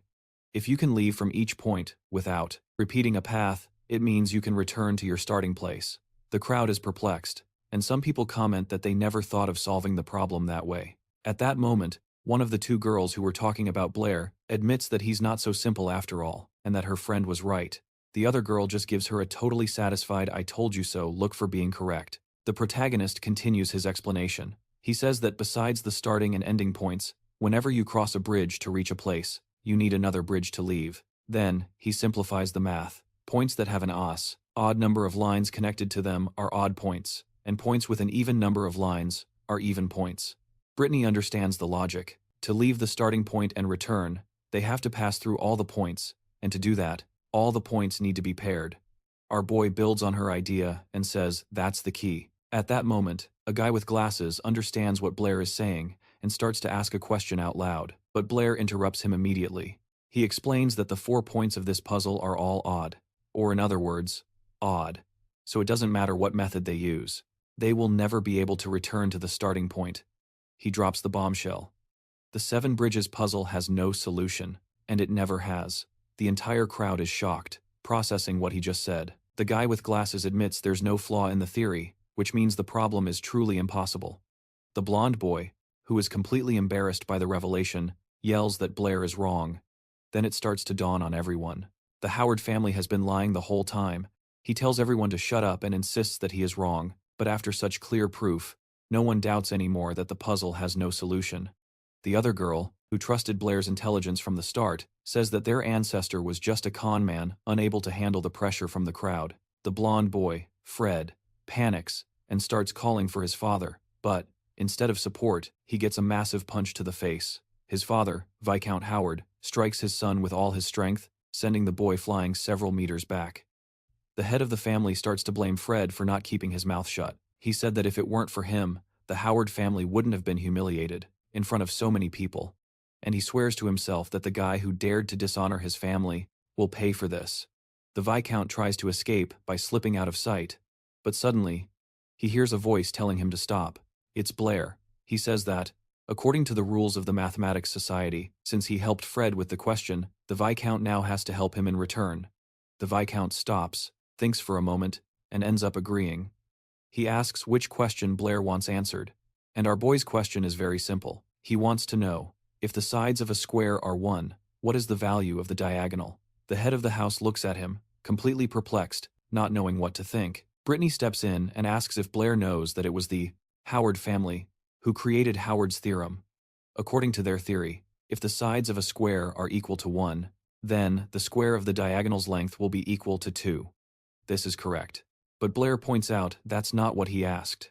His question was about the value of the diagonal itself, not the value the Viscount gave.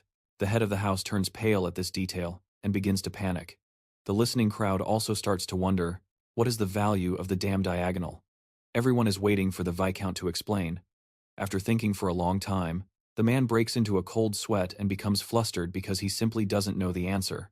Our protagonist then realizes that, just as he suspected, the Viscount knew about the existence of this number all along. In Blair's old world, scientists were respected, but nobody really cared about them. In this world, however, science is not as advanced, but scientists are treated like celebrities. The guys who make great discoveries, become world famous, and earn the respect of even royalty and nobles. So the scientists banded together. They gained economic and political power and became a massive force. The Howard family is like the top brass of the mathematical community, so what they say goes, and in this mathematical society, there are all sorts of people, scientists, politicians, and even church folk. They basically believe that everything in the world can be explained with numbers. Their whole idea is very similar to that of the Pythagorean school. Founded by a super famous scientist from ancient Greece, the Pythagorean school had many followers, but it had one flaw that made everything crumble. The problem was that they thought everything could be represented by whole numbers or fractions. They believed that with these numbers, you could explain anything in the universe, but then one of Pythagoras' students, a guy named Hippasus, discovered a huge flaw. In this way of thinking, he proved that it was impossible to calculate the diagonal of a square using only fractions. This discovery completely shattered the foundation of everything they believed in. The group became so desperate that instead of solving the problem, they decided to simply get rid of the guy who found it. They took poor Hippasus, tied a rock to him, and threw the man into the sea. But it was no use because the truth always comes to light, and more people started talking about Hippasus's problem, and in the end, the Pythagorean school was shut down. These numbers that couldn't be written as fractions were called irrational numbers, and from there, the knowledge of numbers simply exploded, creating a whole new field in mathematics. From the look on the Viscount's face, Blair realizes he already knows about numbers, irrational ones, for a long time, and our boy becomes curious about how this world dealt with the whole issue. The question put the Viscount in a tight spot, and he began to break out in a cold sweat. The audience became super curious, and people started trying to calculate that diagonal. Right then and there, Brittany also becomes intrigued and asks what the problem is with this number. Since it can't be expressed, our protagonist explains that it's a completely new type of number, and that there are many others like it. He said that someone had already found such a number before, but the discovery was covered up because of Feedy. At that moment, the Viscount realizes the mess he's gotten himself into, and it was all his own son's fault. He turns to the boy and gives him a death glare, but the little blondie was in no mood to get beaten again, so he starts desperately looking for a way out. Feedy then decides it's all Blair's fault for dishonoring the Howard family with hatred in his eyes. He charges at our boy to give him a beating. The blonde rushes forward blind with rage, with his fists ready for a fight. Blair, seeing the trouble coming, prepares to defend himself, but out of nowhere, just as Feedy's punch is in midair, a hand appears and firmly grabs his wrist, stopping the attack. The one who stopped the blonde guy was that red-haired girl who had been keeping an eye on Blair. Completely confused, he screams for her to let him go, but the girl, indifferent to his outburst, politely apologizes and says she has to stop him. He struggles, trying to break free, but it's useless, because for some reason, this girl is incredibly strong, and out of nowhere, he hears his father's voice calling, and the boy simply freezes in fear. The Viscount is not at all happy with his son's behavior, which has stained the family name. Expecting a severe scolding, the blonde young man tries to explain himself, but his mind goes completely blank. Then, the head of the house raises his voice, preparing to address everyone there as he apologizes to the crowd for the trouble his son caused, saying it is all his fault. And as for the number Blair mentioned, he tells everyone not to worry because their mathematical community will find a way to come up with an explanation. He then politely thanks Blair and says he must be leaving. But all that politeness was just an act, and he shoots a mocking glance, wishing our boy a good night on his estate. Blair, savoring his small victory, also wishes the Viscount all the best. As he went to handle his affairs, the Viscount thought that he never imagined he would go through such embarrassment. Our protagonist then sincerely thanks the woman who defended him from the guy. The blonde is surprised that he has forgotten her, his own lover, and asks how he could be so forgetful. Suddenly, Isabella slaps the back of Blair's head with all her might. Catching him completely by surprise, she angrily asks why he was flirting with other women. This amusing little squabble makes the red-haired girl burst out laughing. She apologizes for interrupting the couple's flirtation, and the surprised pair looks at the woman, who says she was just kidding, but adds that she's a little jealous of their relationship. Isabella is completely confused by the comment, and says the woman has gotten it all wrong. The blonde girl then asks what Alice, the red-haired girl, is doing there. Alice explains that she always attends these events but didn't expect to see the mayor's daughter there. Then Brittany joins the conversation and explains that Alice's family is well known in the city's mathematics community, and that she has been attending these seminars representing her family for years. She then introduces herself to our boy. Stating her name and extending her hand, the girl says she is in her 3rd year at the academy and is one of Isabella's classmates. Blair shakes her hand in return and says the pleasure is all his. Alice then gets very close to his face and stares at him with a curious gaze.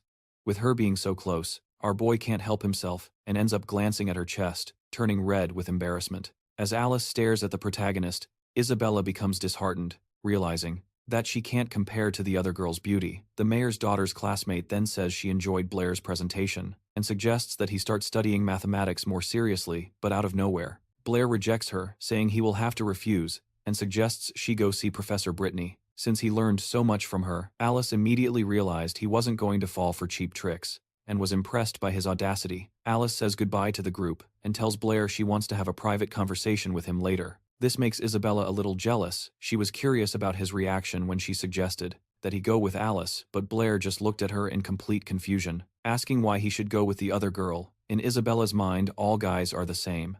They see a pretty girl and immediately start chasing her, not wanting to prolong the conversation. Blair blurts out that Alice doesn't even compare to Isabella's beauty, which makes her completely flustered, and she asks if he is being serious. Our boy, with a completely straight face, replies that he is. He genuinely thinks she is more beautiful. The protagonist is relieved to have escaped that one, while Isabella gets all shy thinking about the compliment. Out of nowhere, a man in a white suit approaches them. It was President Calvin, and the group asks what he is doing there. The president says they are the stars of the evening, and that he needed to come and say hello. Not realizing the gravity of what he had done, Blair humbly said that he just helped solve the problem, and mentioned that number.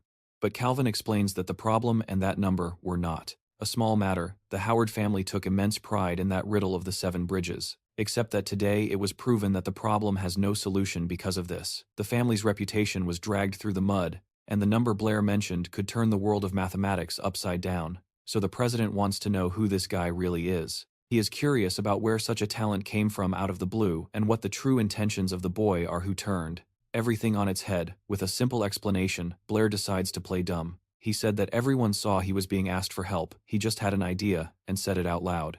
As for the number, it was just a matter of curiosity. He even adds that the Viscount would have certainly found that number. Eventually, with the help of the Mathematics Society, Calvin decides not to press the issue and admits that perhaps he had overthought things. But he warns Blair to be careful with the Howard family, because clashing with them is not a good idea. Meanwhile, elsewhere, the head of the family, Howard, is in his office with his son, who is sprawled on the floor. The boy took a nasty beating for embarrassing the family, and his face is covered in marks. Beside the patriarch stands a shadowy figure who advises that it is time to act. The Viscount is just waiting for Blair to leave the mansion to take care of him and make everything look like an accident. The shadowy figure hears the order and bows in obedience. Suddenly, the Viscount hears a voice behind him, saying he's going to kill someone again, when he turns around and sees a guy with white hair, wearing a matching white suit. The father turns his head with a displeased expression on his face. He didn't like the tone of the man named Abel at all, and the figure in black is shocked because she herself had killed that man with her own hands. The man says it's normal for them to be surprised since the Viscount himself ordered him to be killed last time. In disbelief, the father jumps out of his chair and yells, asking how he's not dead, and if that guy Blair works for him, wanting to end it right then and there. The old man pulls a gun out of nowhere. He points the gun at Abel and tells him to start talking now. At this moment, his blonde brother finally understands what is happening and takes in the whole scene. Abel, dressed in a white suit, says that his father is asking too many questions, and he doesn't even know where to start the story, but after a moment's thought he agrees to tell part of it. He says Blair has nothing to do with him, but that he, Abel, had a very good reason to return. Cool as a cucumber, even with a gun pointed directly at him, he announces that he will completely change the family. Howard, the head of the family, looks at the boy utterly confused and asks how he plans to do that. Instead of an answer, he just gets another question in return. Abel wants to know what, in his father's opinion, is the foundation of their family. The Viscount, without hesitation, replies that their foundation is their reputation, but Abel immediately refutes it. He claims that their family was in fact built on lies. The man becomes irritated and demands to know what he means by that. Abel then drops the shocking truth. His father always knew the problem of the 7 bridges had no solution but to protect the glory of the family and his name in the mathematical society. He chose to hide the truth. For years, whenever someone came close to finding out, his father would find a way to get rid of them. This even included him. Not even his own son was an exception for the old man. The Viscount tells the boy to shut his mouth. Tired of hearing truths he didn't want to face, he's ready to kill his son again under the excuse that he is doing it for the family's sake. But Abel isn't afraid of him and says it's too late because the truth cannot be hidden forever. And as of today, that guy named Blair has already revealed everything to all the mathematicians in the entire city. His father might be able to handle some of them, but he won't be able to kill every witness. Suddenly, our white-haired boy grabs the barrel of the gun and pulls it against his own shoulder. He says that if he doesn't kill all the witnesses by tomorrow, the entire state will know the truth. Abel then asks if his father truly thinks he will be able to hold the family together when everything comes crashing down. With nothing left to say, the Viscount drops the gun, and Abel picks it up. Completely defeated, he asks what he should do, and his son suggests that he become the new head and change the family. It's the only way for the Howard name to continue to exist. According to him, his father knows very well that no one but him can save the family. With the pressure mounting, the Viscount desperately begins to consider the proposal, and those words finally sink in. Several days pass, and then our boy wakes up at his teacher's house. At Britney's, he is really enjoying the room, especially because it has a real bed, and it doesn't have that horrible smell from the closet where he used to sleep. He decides to go say good morning to her, but then, out of nowhere, he stops in his tracks, jaw dropped. In Britney's room, he sees a giant pile of papers, all of them scribbled on. Immediately, our protagonist puts 2 and 2 together. She must have spent the entire night searching for that number he mentioned at the ball after the seminar. Because of this, news about the theory of the so-called unsolvable problem spread throughout the country. The Howard family's reputation began to plummet, and that mysterious number, that no one could find now, even had a nickname, the Devil's Number. Basically, every mathematician in the country was trying to solve this mystery, but no matter how hard they racked their brains, nothing worked. The truth is that in this world, mathematics is still quite basic. It hasn't reached the level of explaining things in physics. In fact, physics hasn't even been discovered yet. Even so, scientists are highly respected there, and are always pulling all-nighters. Our boy is sure that sooner or later, they will find the answer. They might make many mistakes along the way, but in the end, the truth will come out while Britney is still sleeping. Our protagonist picks up the newspaper to read. He discovers that the Howard family has a new head. They say this new guy will probably shut down the Howard family's mathematics society. It would be the best thing to do. But Blair wonders why they would take such a drastic measure. He tries to find out who this new leader is, and that's when Britney appears behind him, all sleepy. She wishes him a good morning. The black-haired boy gets a little flustered seeing her. She looks so innocent that he even gets shy, just standing there admiring her beauty, while the blonde just stares at him in silence. But then her expression changes. She gets annoyed. Remembering she had asked him to wake her up as soon as he got up, Britney pokes his cheek with her finger, and she calls him a mischievous boy. Then she starts to tease him about that number that Blair won't reveal. The problem is, she's too close to him. So close that our friend gets super embarrassed, and out of nowhere his nose starts to bleed. While he stands there red as a tomato, Britney finally realizes what she's wearing. Then it dawns on her, and she understands why he reacted in such an incredibly embarrassed way. She lets out a scream that echoes throughout the house, calling him a perverted nerd after all this chaos. We see our boy in the kitchen, trying to prepare something, and on his face is a perfect handprint. The girl apologizes to him saying that she hit him by accident. Blair realizes that when Britney wakes up, she acts like a completely different person. The blonde gets worried, thinking he won't like her like this anymore, but our boy casually replies that he likes her. No matter what happens, she is surprised to hear this and looks at him. The answer seems to please her, and you can tell she got all flustered, while Blair looks quite pleased with himself. Then the girl gets curious and asks why he is mixing eggs and red berries.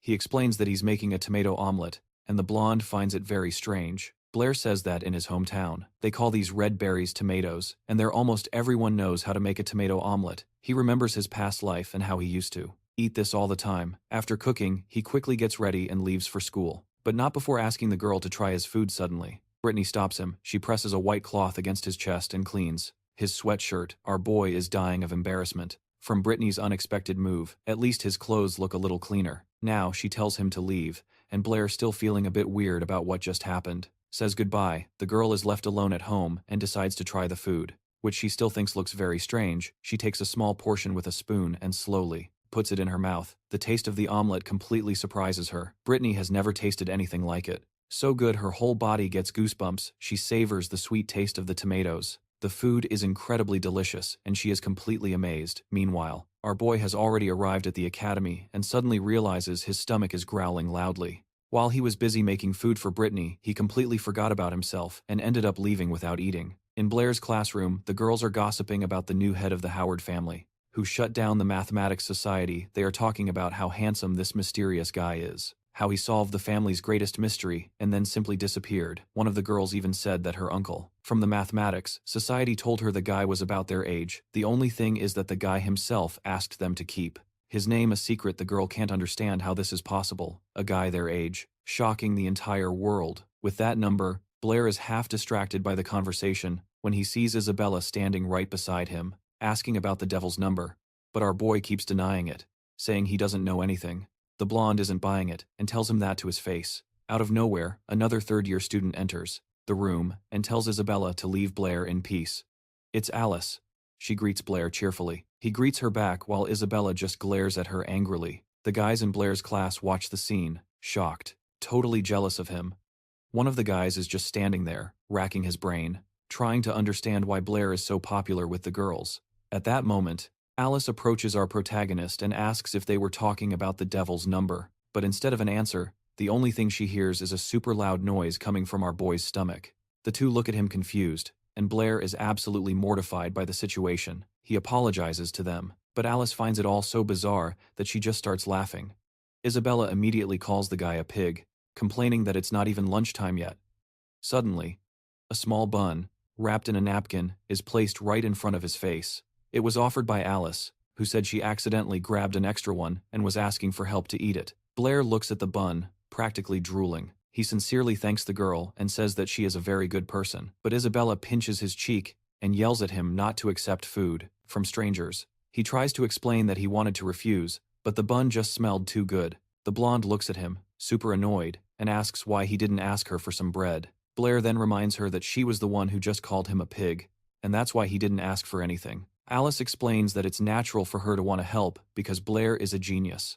Isabella turns green with envy at the comment. A little embarrassed, she also offers her food to our MC, telling him to forget about Alice's bun. Alice, in turn, teases the blonde, saying that she can't decide for him, since they're not dating or anything. Isabella's patience runs out, and she shoots a death glare at the other girl. The blonde then gives Blair a choice, her sandwich or Alice's bun, and he can only choose one. The fight between the two only escalates, and our boy just wanted to eat in peace. He asks Isabella to pass him the sandwich, thanking her. The blonde even does a little victory dance, thinking he chose her dish. But then, out of nowhere, he grabs the bun with one hand and the sandwich with the other, and shoves them into his mouth at the same time. To everyone's surprise, he stuffs his cheeks, trying to swallow. He forces it down his throat and manages to swallow everything. With tears in his eyes, he says it was delicious and thanks them both. The entire crowd just stares at him, with their jaws dropped in complete disbelief. Isabella still boasts, saying her sandwich was so good that Blair simply devoured it in an instant. Then Alice notices that a small crumb from her bread is stuck to his face, and decides to pick it up with her finger. She says with a more provocative look that there's still something on his cheek, and that she'll eat it herself. The girl licks the crumb from her own finger and calls Blair sloppy. Continuing her provocation, Alice eats the piece and Isabella reacts horribly to it. Suddenly, the bell rings throughout the building, signaling that class is about to start. Alice says goodbye to Blair, telling him to study hard. The blonde, with a furious look, then tells him to wait for her in the classroom. After the classes end, the third-year girls leave the room, slamming the door behind them. Blair can finally breathe a sigh of relief. For him, this whole situation was already becoming quite stressful. Suddenly, someone pinches his cheek again and calls his name. It was Toby, who immediately asks where he had met Alice. Blair replies that he met her a few days ago at night, and Toby has a very strange reaction. Our boy explains that Professor Britney took him to a math seminar, and that's where they met. Then Toby realizes it was at that same seminar that everyone started talking about the so-called devil's number, but his curiosity has to wait. Because the professor arrives in the classroom and Blair is called to the board, Britney asks the class to get into groups to try and solve the problem. While no one is looking, the professor gives Blair a gentle tap and calls his name. She discreetly hands him a small bun, and our protagonist's reaction is a bit strange. The professor whispers that she noticed he didn't have breakfast and brought something for him to eat. But Blair was already full. He looks at the bun with pure desperation and returns to his desk, where everyone has already split into groups. Toby sees the bun in Blair's hand and asks where he got it. Not wanting to go into detail, Blair says he'll tell him later, and that right now they need to solve the problem. The pink-haired girl chimes in and asks Blair about the guy who was at the math seminar. Trying to play dumb, our boy says he thinks he saw the guy there. The girl doesn't quite understand his answer, but she gives Blair a look as if she knows he's hiding something. He makes up an excuse, saying that when the mysterious man appeared, he had stepped out for a second to handle something, and when he got back, the guy had already finished talking about the devil's number. Toby joins the conversation, and they both can't believe how Blair missed it. Our boy explains himself, saying he ate too much and was having stomach problems. His friend, a little suspicious, says that Blair really messed up by not seizing the opportunity. But the pink-haired girl defends our protagonist, saying that just going to an event like that is lucky enough. She mentions that he's very good at math and asks him to make some time to study with her. Toby teases the girl, saying her request to study had other intentions. The other girl, sitting with them in the group, she starts to get very annoyed with the conversation. Some time passes, and finally, the bell rings, indicating that class is over. The protagonist is exhausted because he spent the entire time trying to avoid Isabella without being seen. He just wants a little peace and quiet to finally practice his magic, since he needs to keep his skills sharp. Suddenly, not too far away, he hears a voice asking, "Since when are you interested in magic?" He looks up and sees only a dark silhouette in front of him, unable to make out who it is. Suddenly, a cold blade is pressed against his throat, and our boy is terrified. Blair looks at the person threatening him, filled with fear, but he cannot see her face. The shadowy figure is actually a blue-haired girl. She is the protagonist's classmate. She tells him not to move, warning that the dagger is very sharp. He immediately recognizes her as his friend, Molly. He is confused about why she is doing this. She said he was the one who solved the riddle in the seminar, and spoke about the devil's number. According to her, the Blair she knew never had that kind of talent, and she demands that he tell her why he is impersonating her friend. Our boy, showing no fear, replies that he is Blair. He decides to keep the whole body-swapping story to himself for now. Molly moves the dagger from his neck and starts pinching and pulling his cheeks, convinced he is wearing a mask. She pulls hard, irritated, trying to rip off any disguise he might have. But then, out of nowhere, she realizes it is not a mask. It is his real skin, and there is no point in forcing it. He is tired of her whole intimidation routine. Blair kicks her leg, knocking her off her feet. She falls backward, but our protagonist is quick and manages to catch her by the arms, cushioning her fall before she can get hurt. She is completely flustered. Molly screams for him to let her go. He agrees, but only on one condition, that she never point a knife at his neck again. He stares at her, waiting for a response. The terrified girl looks back at him. The guy tells her she has already seen for herself that he is not wearing a mask. He is the real Blair. Molly cannot handle the pressure, her face turning as red as a tomato. She again begs him to let her go, then asks him where he got these new abilities, and why his way of speaking has changed so much. Our protagonist decides to tell her a half-truth. He says that he is Blair, but at the same time, he is not, because one day, he simply woke up like this. He explains that he comes from a world without magic, but one where science is incredibly advanced. The people there do not even know how to use magic. To them, it is just the stuff of fiction. In that world, science is so advanced it even surpasses magic. With all that technology, people can do things that not even the mages here could accomplish. They've already explored the universe, and even traveled to other planets. He tells her that in this other world, he was just a math teacher, which is why he has knowledge that no one here could even imagine exists. Molly is in disbelief, asking if it's true that you can cross the heavens and if other planets really exist. The guy confirms that yes, they do exist. He goes on to say that there are countless other planets in space, and at the end of the day, he woke up in this world as a mathematical genius and a great mage. But unfortunately, he lost part of his memories. The girl just stands there, processing everything he said, trying to decide what to do. Suddenly, she lets out a sigh of relief and seems to have made a decision. Molly smiles and says she believes him because the Blair she knew always loved to tell all sorts of fantastic stories. Confused, he asks what she's talking about. She replies that he always liked science more than magic and was always saying he wanted to live in a world without powers, probably because he always had trouble with them.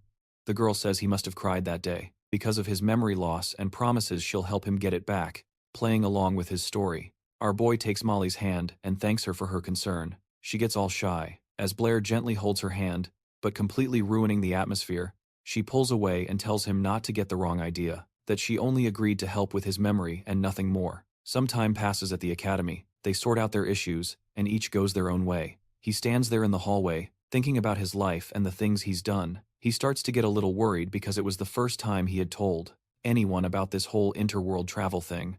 Out of nowhere, he feels someone behind him, and a giant hand grabs his body. When he looks, it's Toby, who effortlessly lifts our boy into the air, holding him with both hands. A small argument starts between them, while Fidge just watches from a distance. When they finally notice the blonde guy there, Blair is already trying to calm his friend down. Toby then approaches Fidge, demanding to know what he's doing there. But to everyone's surprise, Fidge bows in front of them. He starts apologizing to Blair, saying that he treated him very badly. Fidge, Howard insists that the apology is sincere, and asks for forgiveness again.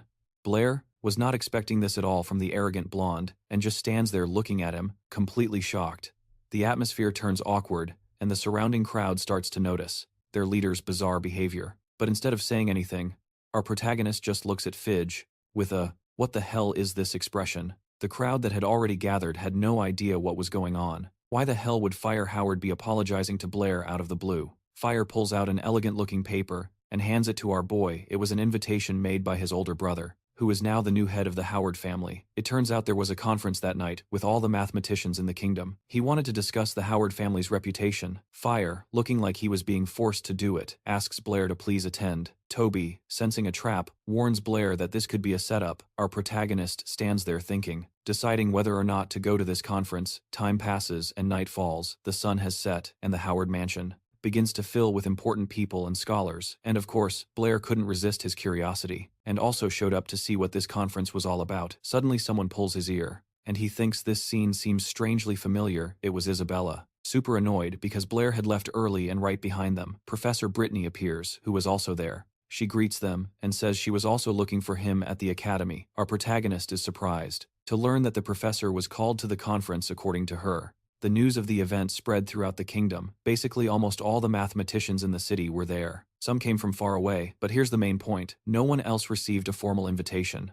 Apparently Blair was the only one to receive an official invitation to the so-called conference. Conference out of nowhere, someone touches Blair's ear again, and he gets all flustered, wondering what is happening with his ear. Then the whole group surrounds our protagonist and starts talking loudly. It's total chaos. Our boy already knows where this is heading. The two girls are going to spend the whole night arguing before things can get any worse. Britney tells everyone to go inside the mansion, and there goes Blair, surrounded by the girls, slowly climbing the stairs to the hallway that leads to the main hall inside. Something immediately catches his eye, and he can't stop staring. It turns out, the famous painting of the 7 bridges, of the capital, is no longer on the wall. Britney, next to him, is curious to see how the new head of the family, a guy named Abel, will handle all this mess. Blair realizes she's talking about this Abel guy, as if she knows him, so he asks if that's the case. She confirms that they were in the same class. Britney explains that Abel wanted to be a professor at the academy, but he simply vanished off the map. About 3 years ago, she was shocked when she found out that he had suddenly become the new head of the Howard family. So Blair, getting curious, asks what this Abel guy is like. The question catches Britney by surprise, and she's a bit speechless about her old classmate. After thinking for a moment, she summarizes, saying that he was a guy who lived and breathed mathematics. Meanwhile, as the crowd gathers in the main hall, Abel is in his office looking over some papers when his brother enters and says that everyone is gathered and just waiting for the new boss, but Abel responds with a completely random question about love, saying that the wait only makes the reunion more exciting. Then he asks if Blair showed up at the conference. The blonde man replies that there is a huge crowd out there, and it is impossible to tell if Blair came, but that he did what he could. He notes that his brother is tense and tries to calm him down, telling him to relax, that he is not our father and does not need to be afraid. Finally, he tells his brother that it is time to go meet everyone, saying that this is the beginning of a new era for the Howard family. Back in the hall, the crowd had already been waiting for a while, and had even started to relax a little. Blair is also in the crowd when he suddenly sees the back doors open, and Abel and his brother come out. The guy with the scar walks down the red carpet with a super confident posture. Some people in the hall are a little shocked to see how young the new leader is. He walks to a spot where everyone can see him, greets the crowd, and thanks everyone for coming. He introduces himself as Abel Howard, the new representative of the family. Britney looks at him and realizes that the guy has completely changed. He is no longer the same boy from 3 years ago. The way he dresses, the way he speaks, everything is different. Turning to the crowd, he says that he knows everyone is anxious to get to the main event, but first he takes out a book and asks for permission to tell a story about the family's past. Our boy Blair looks at the book, super curious, trying to figure out what it is. Abel then explains that it is the diary of the clan's first ancestor. He says that this book contains the whole truth that the family has hidden for centuries. The story goes that just like many other scientists, his ancestor went to the 7 bridges to solve that famous problem. He spent a lot of time there, racking his brain, but he could not find the answer. Even so, the old man had no intention of giving up. And then one day, the ancestor finally thought he had found the right path. He got so excited that he ran out to tell everyone. The next day, he showed the path he had supposedly found. The old man was so happy that he did not even stop to check if his theory was right. He just went around spreading the news. But later that night, he decided to actually test it, and that is when he realized the huge mistake he had made. He had not found the right solution at all. In fact, he had just taken a wrong shortcut in his research. The guy realized the enormous mistake he had made, and that in the morning, he would be completely humiliated in front of a crowd of people in the end. Unable to bear the shame, the old man decided to throw himself into the river. He wanted to pay for his guilt with his own life. He left behind a notebook where he explained everything that happened, and in his notes, he asked his descendants to tell everyone the truth, but he never imagined that his family wouldn't do as he asked. Instead, they hid the book and made up a story, claiming that their ancestor had solved the problem, but that the proof sank with him, all just to protect the family's honor. And this lie has held up until now, but you can't hide the truth forever, and now the family must face the consequences. After that whole heavy speech, Abel made a deep bow in front of everyone at the conference. He said he wanted to apologize to everyone for hiding the truth for so many years. Then several people in the audience started shouting at him, asking how his family had the nerve to hide this for so long. Evaluating Abel, Blair realized that the guy was very determined. As soon as it became clear that the 7 bridges problem had no solution, it became obvious that the Howard family had been lying the whole time. Now that he has told the truth, future generations will have an even greater responsibility, and for their first ancestor, the Howard name will become a mark of shame. Out of nowhere, a girl in the crowd asked if that was why Abel dissolved the Mathematics Society without looking up. The new head of the family replied that atonement was one of the reasons, but not the main one. The main reason for dissolving the society was the so-called devil's number. The same girl asked again if they had managed to find that number. Abel straightened up and said no. They hadn't managed to find the devil's number, but it wasn't because they lacked the ability. He stated that this number simply didn't exist, which left Blair quite surprised. An older man in the audience asked why he thought the number didn't exist. Abel explained that the number didn't exist within the scope of their current knowledge, and that's why he dissolved the Mathematics Society. A guy with glasses asked if they would never be able to discover the devil's number, but the answer was no. The white-haired man states that the devil's number can indeed be solved, and that one day they will be able to do it. But for now, this is a completely new field of research, and the person who can guide everyone into this new field is none other than Mr. Blair from Shinden H Academy, the guy who invented the devil's number. The audience began to whisper, because almost no one there knew our MC. Abel, understanding the situation, said that probably few people knew Blair because he is a very modest guy, so when he presented this number, he asked them not to disclose his name, but now to overcome this obstacle and enter this new field. He asked Mr. Blair for help. At that moment, Professor Britney suddenly turned to ask our boy what they should do. But then suddenly, she and everyone else realized that the guy had simply vanished without a trace. Yes, he just left. The blonde guy approaches his brother and whispers that Blair isn't there. Abel comments that he thought curiosity would get the better of him, but it seems he was wrong. He said that sooner or later the boy will appear, and then they can ask him everything in person. Some time passes after the conference. The next day, gossip is already running rampant among the second-year students. The rumor is that the person who invented the so-called devil's number was Blair. Abel managed to put all the blame on him with this. No one cares about the Howard family's problems anymore. In our boy's classroom, he is the only topic of conversation. Out of nowhere, Toby approaches, pokes Blair, and calls his name. But before he can hear what his friend wants, Blair interrupts him. He says he didn't see anything at the conference, that he left there well in time, and asks not to be bothered. But Toby ignores him, and tells him to look where he's pointing. The protagonist turns and comes face to face with a person right in front of him. It's the history professor, a guy named Hank, and he's planted right in front of Blair's desk. The professor says he knows the boy is a math genius, but he has never passed his class. Blair tries to defend himself, saying that his knowledge of history is all jumbled up in his head. But the professor didn't want to hear excuses and slammed his fist on the desk. He says that even if Blair is famous now, he is still a student and needs to take his studies seriously. Toby, with his eyes wide with fear, decides to interrupt and says that someone is looking for Blair. Hank gets annoyed at being interrupted and is about to scold the boy, but Toby just points to the side. Without even looking, the professor maintains his tough guy pose, saying that he doesn't give a damn who it is, not even if it were the vice principal. And then, out of nowhere, the vice principal himself places a hand on his shoulder and says he's here for Blair. The professor's attitude changes instantly. Scared to death, Hank tells Blair to get up quickly and go with the man. Our boy gets up immediately and rushes out of the room. Walking down the academy's hallway, there with the vice principal is President Calvin. He extends his hand to Blair, who asks, looking a bit downcast, what they wanted. The vice principal explains that the whole world is asking him to solve the riddle of the number of the beast, and that even the city's mathematics society is feeling the pressure. Blair understands the situation, and his expression changes. He is about to open his mouth to speak, but he's interrupted by Calvin. The president says they truly need his help, and that it would also be good for him, but the protagonist, with a faint smile, replies that he simply doesn't want to do it. The scene cuts to Brittany's classroom. She's teaching when the door opens. Suddenly, it's Toby who bursts in without even knocking. He's completely out of breath, having run the entire way. He's there to tell the teacher to hurry. He said they've taken Blair and asks for her help, as a whole crowd has gathered around the conference room where they took our boy. He was surrounded by the best professors and academy administrators. There were 4 vice principals there just to interrogate him, and another 10 or more managers. At the door, Blair asks President Calvin how he expects to get his cooperation. The president replies that since the boy invented the so-called devil's number, he can't just disappoint the entire mathematical community. So, Blair, changing the subject, asks Calvin directly if he always calls the truth something devilish.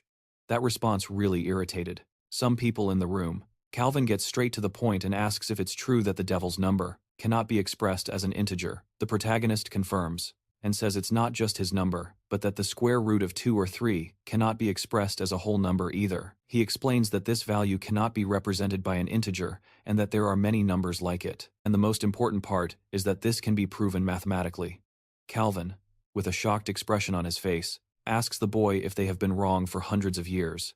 But Blair explains that this is a normal thing in mathematics, because it's a science where they make and correct mistakes all the time. Calvin asks if he can help the mathematical community by teaching them the method to prove and formulate a number like this. The protagonist apologizes and says he cannot help them with that. Through their words, he can now understand what has made everyone so scared. They are afraid that the truth they have believed in for centuries might be wrong. According to our boy, fear is the most common human emotion, and there's no reason to be ashamed of it. In his homeland, entire wars were fought just to get to the bottom of the truth. He says that only by overcoming fear can they advance and find the truth. They need to fight this devil step by step, and if he simply tells them everything himself, it will hurt everyone in mathematics. He believes they can gather the courage to face their fear head-on and overcome this challenge. After all, people have always valued courage. The old president is completely stunned by this statement, feeling the weight of everything that's happening. Suddenly, everyone around the boy bows deeply and respectfully, thanking him for the lesson. The president agrees with Blair, saying that he is right and that they were too hasty. They thank the protagonist for his guidance, and they promise that the mathematical community will never forget his contribution, fearing he might become even more famous. Blair tries to convince the president to change his mind when suddenly, the door to the room is ripped from its hinges, and a man in white is sent flying along with it.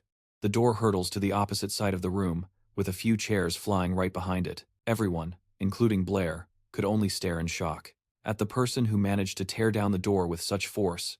Everyone sees Professor Britney standing in the hallway. Looking at the administrators with pure rage in her eyes, she unleashes all her power into the air, preparing to destroy anyone who would dare harm her student. Her face was frozen in an expression of pure fury. In a chilling voice, she slowly asked the people around her why they had taken her Blair. Our boy, on the other hand, just started to wave and smile at his teacher, calling out to her. He said everything was fine, and that the men just wanted to talk to him. Realizing what she had done, Britney was instantly mortified and dispelled all the magic she had prepared. She apologizes to the president and the others and starts to make up some excuses. But the man didn't even seem to care. He said it was their fault for going too far and not telling her about their conversation with the student. Sometime later, it was already midday, and the whole situation with Blair was finally resolved. He and the professor walked down the hall in silence, each lost in their own thoughts. Breaking the ice, she tried to explain herself, saying she was afraid those people were going to do something to him. But the protagonist tells her to relax because with so many students at the academy, no one would do anything to him. Out of nowhere, she said she had a question for him. Completely calm, he told her to go ahead, so she asks why he made such a big deal about the devil's number. He explains that, as is customary in the mathematical community, he simply asked them a counter question, but she didn't buy it. With a completely flustered look on her face, she gets serious and asks if he likes Isabella. The protagonist was not expecting that question, and he froze completely. In Britney's mind, Blair was in the middle of a love triangle, with Isabella and Fred. In her theory, Blair hated Fred because Isabella liked Fred as well. So the professor promised she wouldn't tell anyone that Blair had supposedly humiliated young Howard, all because of Isabella. He tried to explain himself, but it was no use. The professor didn't even want to listen to him and just ran happily down the hall, trying to fix the mess. Our boy shouts for her to stop one last time, but his words are completely ignored, and he is left in despair, already dreading the massive headache he'll have to deal with later. Some time passes, it's now night, and our protagonist goes home. Cut to him in the kitchen making dinner for himself and Isabella. He's thinking about how wild Professor Britney's imagination is and how he needs to find some time to explain everything to her when suddenly Isabella herself appears before him, curiously peering at what he is cooking. Professor Britney arrives as well and explains that she was the one who summoned the student, so they could research the devil's number together. Changing the subject, Leo asks if it is true that the primary magic of Britannia is based on wind. He explains that he wanted to make a refrigerator to store food, but for that, he needed high-level water magic. The professor, hearing a new word, asks what a refrigerator is. He hands her a piece of paper and says it is like an icebox for storing food. She and Isabella gather to see what the guy drew. Britney looks at the drawing in surprise, while her student gives a sarcastic smirk. Isabella, on the other hand, finds the drawing hilarious and starts laughing uncontrollably. Our boy, as expected, gets annoyed by her reaction. He snatches the paper back and starts to complain, but the professor takes his drawing seriously and, using a water spell, creates something exactly as he drew it.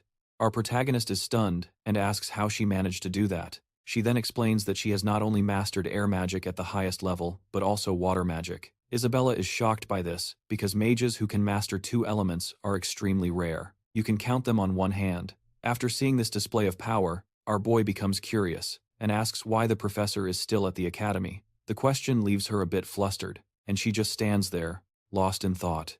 While, distracted, her eyes drift to the pot of food. To avoid answering, she quickly changes the subject and announces that dinner is ready. It turns out the protagonist had prepared a full meal for the 3 of them, and set everything beautifully on the table. Isabella is a little confused, since she has never seen this type of dish in her life. The protagonist then explains that they are all recipes from his homeland, which is why they are not familiar with them. Isabella even doubts that he can cook so well, but she is dying to try it. A short time later, the scene is completely different. The plates are clean with only a few crumbs remaining. Isabella is licking her lips, savoring the aftertaste of everything she ate. She absolutely loved the food our boy made, and even has a dreamy expression on her face. The protagonist is surprised by her reaction because Isabella almost never shows what she is really feeling. He seizes the opportunity to tease her, reminding her that she had said she would rather starve to death than eat his food.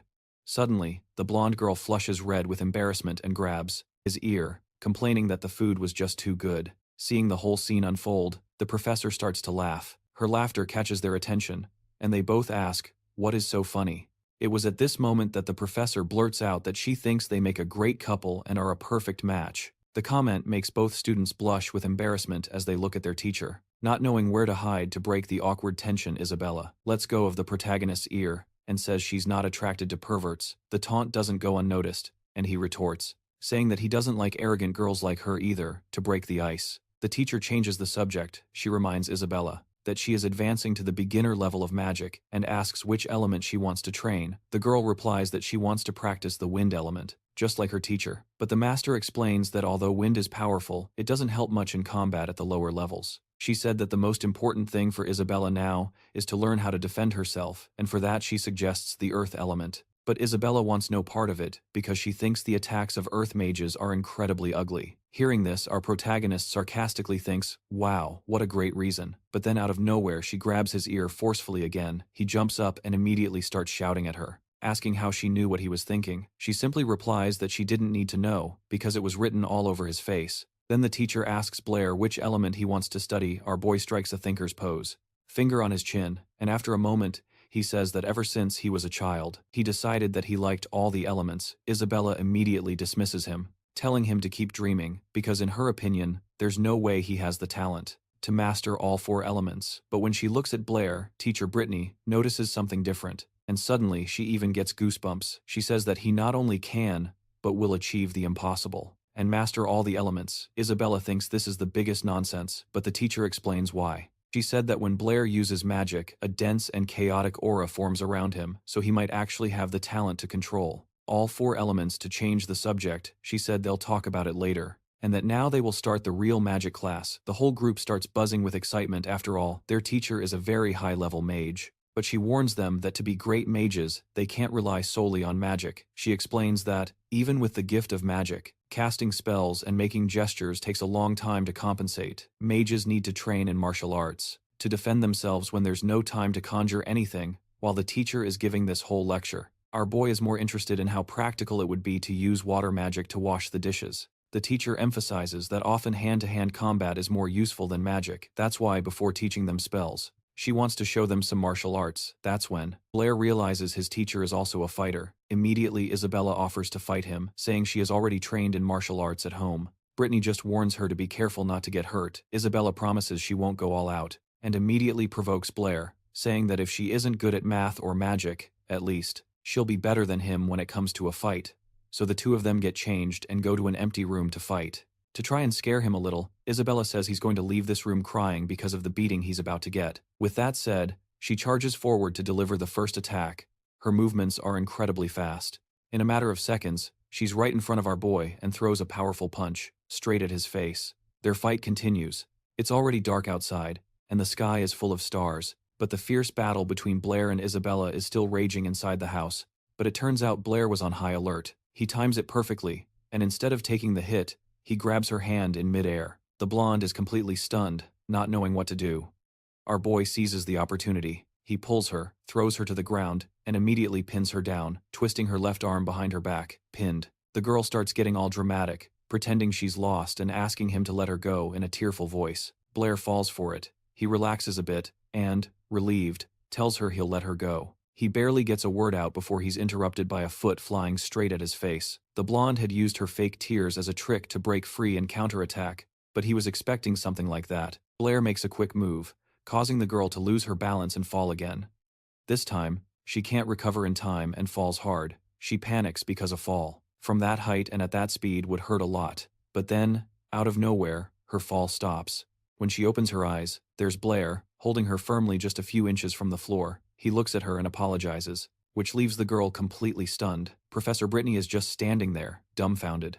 How on earth did this guy manage to beat the mayor's daughter, a girl who has been training since childhood? Blair explains that he's never had formal martial arts classes, but where he comes from, he really enjoyed and practiced something called sanda. The professor comments that she's never heard of it and that his homeland is quite mysterious. Meanwhile, Isabella, still in his arms, starts pinching our boy's cheek, basically telling him to put her down already, not wanting to admit defeat. She blames the floor, saying it was too slippery. After watching everything, Professor Britney also gets excited and calls Blair to train with her. He's a bit hesitant, explaining that with Sanda, it's hard to control his strength, and he's afraid of hurting her. But the professor tells him to relax and not worry about it. So Blair accepts the challenge and faces the professor with a serious expression. He builds up speed and launches a kick straight at Britney's head. She focuses completely to follow the movement and dodges at the last second, using all his reflexes except the attack never actually happens. Why? Because in the middle of the move, our boy got completely distracted by the teacher's breasts. He remembered a piece of advice from his old master, who said that against a true master, you won't even see what hits you. For a long time, Blair thought that was just a bunch of nonsense, but now he was learning firsthand that his master was right as his guard was completely down. Britney took him down without even breaking a sweat. She catches him in midair and gently lays him on the floor. Isabella runs over worriedly, asking if he'll be okay. The teacher explains that he only passed out for a second and would wake up at any moment. The blonde replies that as far as she's concerned, that pervert could stay unconscious forever. Seeing that Blair is passed out and won't hear a thing, Britney seizes the opportunity to drop a bombshell. She says she knows that Isabella has a crush on him. The girl is shocked by what she just heard and starts screaming red with embarrassment. She tries to deny it, saying the teacher is crazy and that she would never like a weirdo like him, but Britney insists, saying it's not just a hunch, she's certain of the girl's feelings. Isabella was about to say something back, but right at that moment she's interrupted, still a little groggy. Blair yells the teacher's name and without even looking, grabs the first thing his hand finds. Isabella becomes even more mortified when she sees the still unconscious guy squeezing the teacher's chest. Then his eyes start to open. He's coming to his senses, trying to understand what's happening. The next day, our boy is already at the academy. Sitting in class and rubbing his bruises, Toby looks at him with a mischievous smile and asks what happened at Britney's house. Already insinuating something, Blair just angrily remembers everything that happened after he passed out. After that scene where he went after the pervert Blair, all hurt, trying to escape. Screaming that she was going to break his arm, the teacher had to intervene, telling Isabella to let the guy go, and explaining that he didn't do it on purpose since he was unconscious thinking about the student. Our protagonist is irritated. The girl has no technique at all, but she has an absurd strength, enough to break his arm. He never imagined she would be so skilled in martial arts. She definitely had a good master and must have trained a lot in this world. Ordinary people don't have the chance to learn martial arts from a young age, let alone magic. So Blair imagines she must be from some noble family. Out of nowhere, Toby calls for him all excited, saying that he has already mastered the spirit summoning technique. That Blair, our boy, is impressed with his friend's talent, who learned such a complex technique so quickly. Toby, all excited, immediately offers to show what he can do. He focuses, gathering power in his hands and invoking the fire element. Magic begins to form right then and there, and he shouts the name of the fireball technique, trying to cast the spell. Blair just watches, curious and surprised. He wonders why nothing happened. Where is the so-called fireball? But Toby tells him to look closer. When they both focus on his hands, they see two tiny fireballs floating between his palms. Blair starts to joke with his friend, saying that at this rate, he will never surpass him in magic. But inwardly, he thinks that it doesn't even look like a fireball. It's more like two sparks. Suddenly, something catches his attention. When he turns around, he comes face to face with a hand holding a huge cake in front of him. It was Alice. She had heard that Blair had broken his arm and brought him a snack, thinking he would come without anything to eat again. She even comments that Toby had probably already devoured his own food. The protagonist replies that he feels a little strange accepting her food, but at the same time, he can't stop looking at the cake. With a smile on her face, the girl asks if it's good as Blair starts to eat. He admits her food is the best ever and asks what she's doing there. She says she has a question for him. Blair promises to be honest and tells her not to beat around the bush, so Alice gets straight to the point. She wants to know if he likes Isabella. The question catches our boy completely off guard. Instead of answering, he asks her why she wants to know, but the girl ignores him and insists, wanting an answer. Blair, trying to act natural, says that at the moment, the only thing that interests him is magic. I think his answer is a bit weak, but in the end, she seems satisfied. Before the guy even has time to recover from that question, Alice leans in and gives him a kiss on the cheek. Blair is even more confused, and as she is leaving, she tells him she'll come to see him more often. At this point, all of his classmates who were just watching the scene are shocked by how easily the girls seem to be interested in the black-haired boy. The classes finally end, and Blair decides to go to the library, still thinking about what Alice meant by all that. But he decides to just let it go, remembering that he has already read all the magic books on that floor. After finishing the last one, he stretches in his chair and yawns, completely exhausted. So, the plan was to go to the second floor, where the more advanced books are kept. He heads to the main desk and sees a girl with purple hair, totally absorbed in a pink-covered book. I guess she's a fan of romance novels, right? Our boy approaches, says hi, and asks how to get upstairs. The girl looks at his badge without much interest, and sees that he is just a student, so she immediately dismisses him, saying that to go to the second floor, you need to be at least a beginner-level mage. He explains that he still doesn't have enough spiritual power, and asks if there's another way. The girl says no, and even pokes him, asking how he would be able to read the advanced books anyway. Our protagonist is offended by her snobbish attitude, and is about to retort, but out of nowhere, Molly appears at the table. She recognizes our boy, and asks if he needs help. The girl with purple hair doesn't care about what's happening. She just turns her back and tells Molly to take care of it. Then Molly explains that to level up, he needs a mage ID, even if it's the most basic one. She says he could try to obtain a new certification, but the chances are slim since his spiritual power is so weak. Even so, the guy decides to take the risk. He tells her he just discovered a way to improve water element magic. Molly warns him that this is serious. If he fails, he will be banned and will never be able to use the library again. But Blair seems really serious. Molly thinks for a moment and decides not to insist. Agreeing with his request, she politely asks him to follow her and points to a nearby room. Molly enters the examiner's room and explains Blair's situation. One of the guys is surprised, saying he can't believe a student wants to improve water magic. The other examiner thinks it's nonsense, just an excuse to deceive them because the water ball technique has existed for centuries and there's nothing left to improve on it. The blue-robed mage sends a warning for the student to think carefully, because if he is bluffing, the game is over for him. But Molly holds her ground, saying she trusts the boy, and asks them to let him take the test. Seeing how determined she is, the guys don't argue anymore. The man in blue agrees and tells our protagonist to come in. Blair enters the somewhat worn-out room and adjusts his mask before speaking. The two mages don't even pay attention to him. They are just sitting there drinking a red beverage and chatting about life. Our protagonist greets them both, introducing himself as Kane and saying that he's a magic student. He explains that he came to show them a way to improve their water ball magic, a method that could seriously increase its power. With that, the red-robed examiner begins to stare at the boy, looking completely confused as if his brain had just short-circuited. Out of nowhere, the guy in red leaps from his chair and yells that he recognizes the black-haired boy. He said it was Blair, who broke into their office using magic. Turning to the other mage, he says they'd better go to the testing room, because last time, the kid almost destroyed the place. The other mage, the one with the mustache, doesn't understand this reaction and protests, saying that he's just a student and poses no threat. The mustachioed man then tells the boy to hit him with the so-called enhanced water ball technique. Blair then begins to gather all his energy around his body, channeling mana through himself. He creates fire and water elements at the same time, and then a large flame appears in his left hand, and on his right, a water ball quickly begins to form. The water mage sees what our boy has just done, and is stunned, waiting to see what happens next. He immediately starts complaining to his brother that the boy can use two types of magic at the same time and is already preparing to cast a spell. Blair, after gathering enough mana in his hands, begins to combine the two elements under pressure as the fire and water start to forcibly merge. Suddenly, as the two spells mix, a surge of water spreads everywhere. The fire mage, who had instantly raised a shield, realizes that the same thing as before is about to happen again. A pressure explosion rocks the room, sending everything flying. Thick steam rises, and as it begins to dissipate, Blair's silhouette appears in the middle of it all, dusting off his clothes. The water mage angrily calls out to the boy. He glares at him furiously and, completely flustered, asks how the black-haired guy managed to do that. For our protagonist, this technique is quite simple.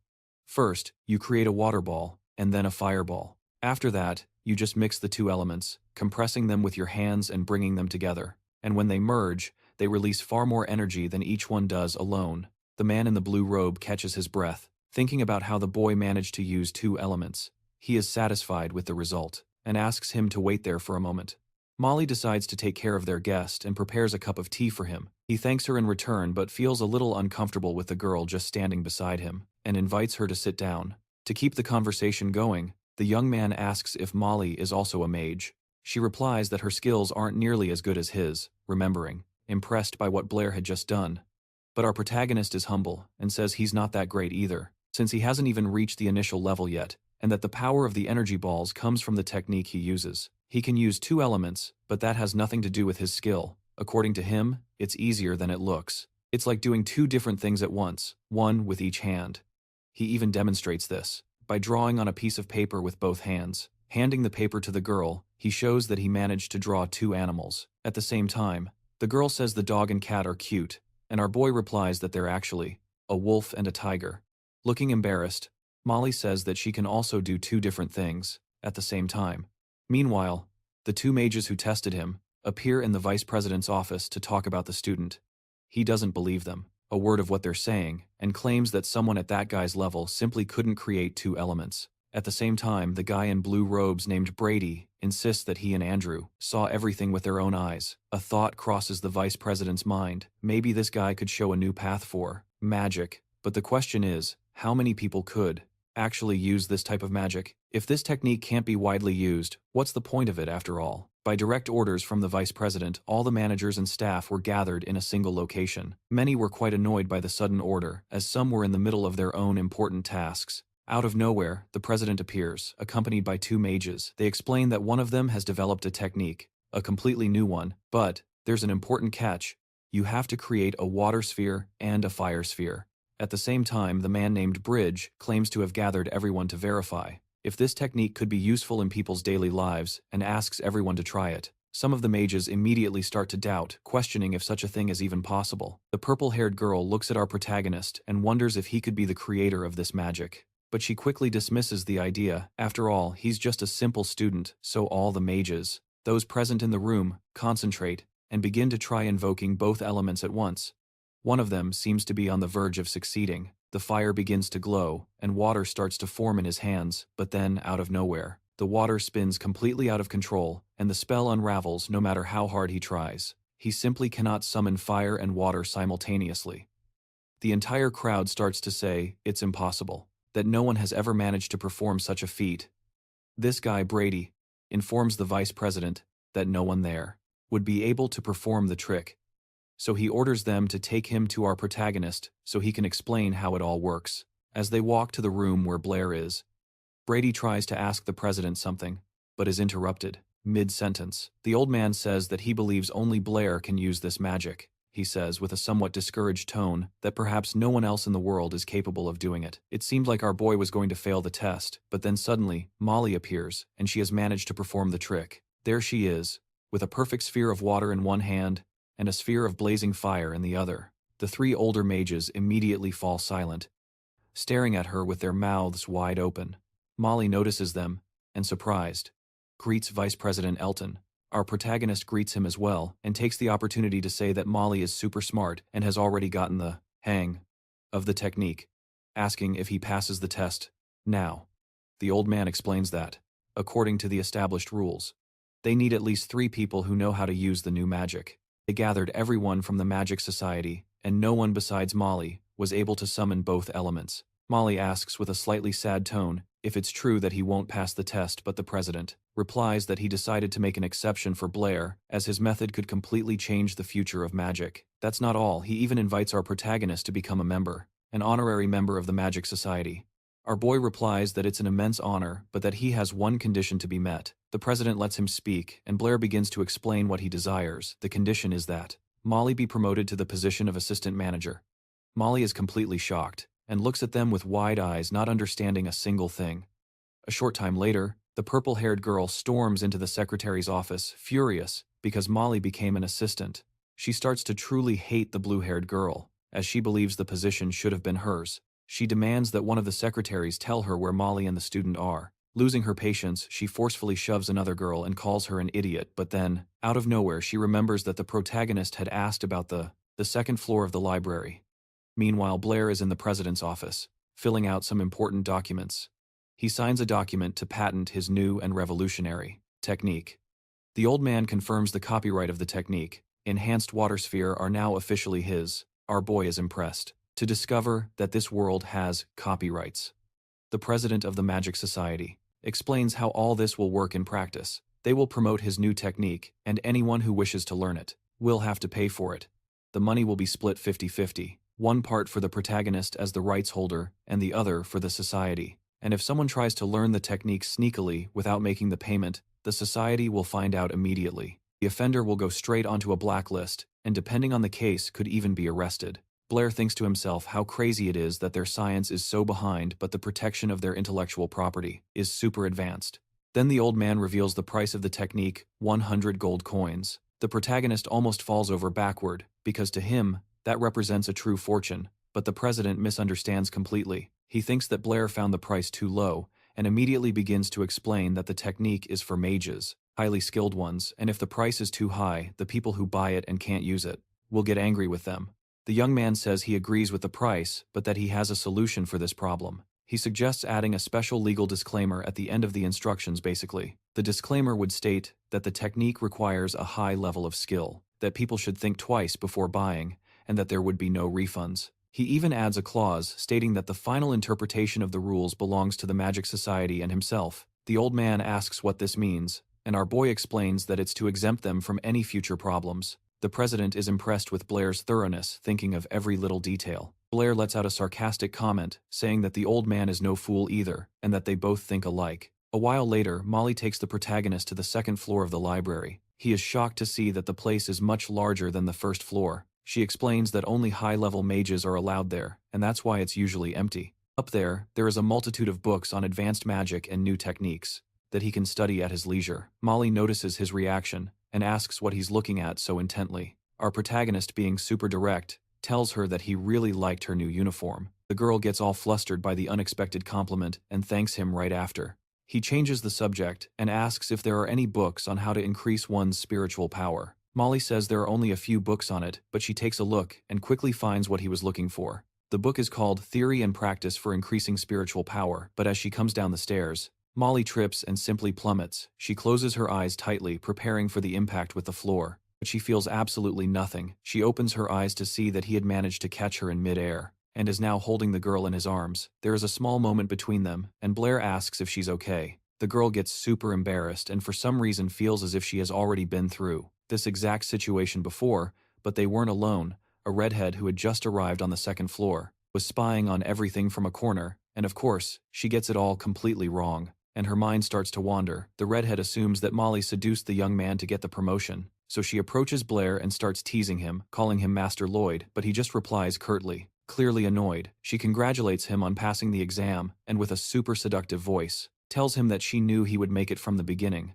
The girl strikes a super provocative pose and offers to help, saying she would do anything for him, but Blair, completely unfazed, just tells her to get out of the library. Her plan goes completely wrong, and she is in shock. Realizing that a cheap trick like that wouldn't work on him, Blair realizes he was a bit harsh, so he apologizes, but right after he taunts her, telling her to leave because he's about to read some books that are too complicated for her to understand. The redhead apologizes for being rude to him before, and tells him not to believe anything Molly says, claiming that Molly is always bad-mouthing people.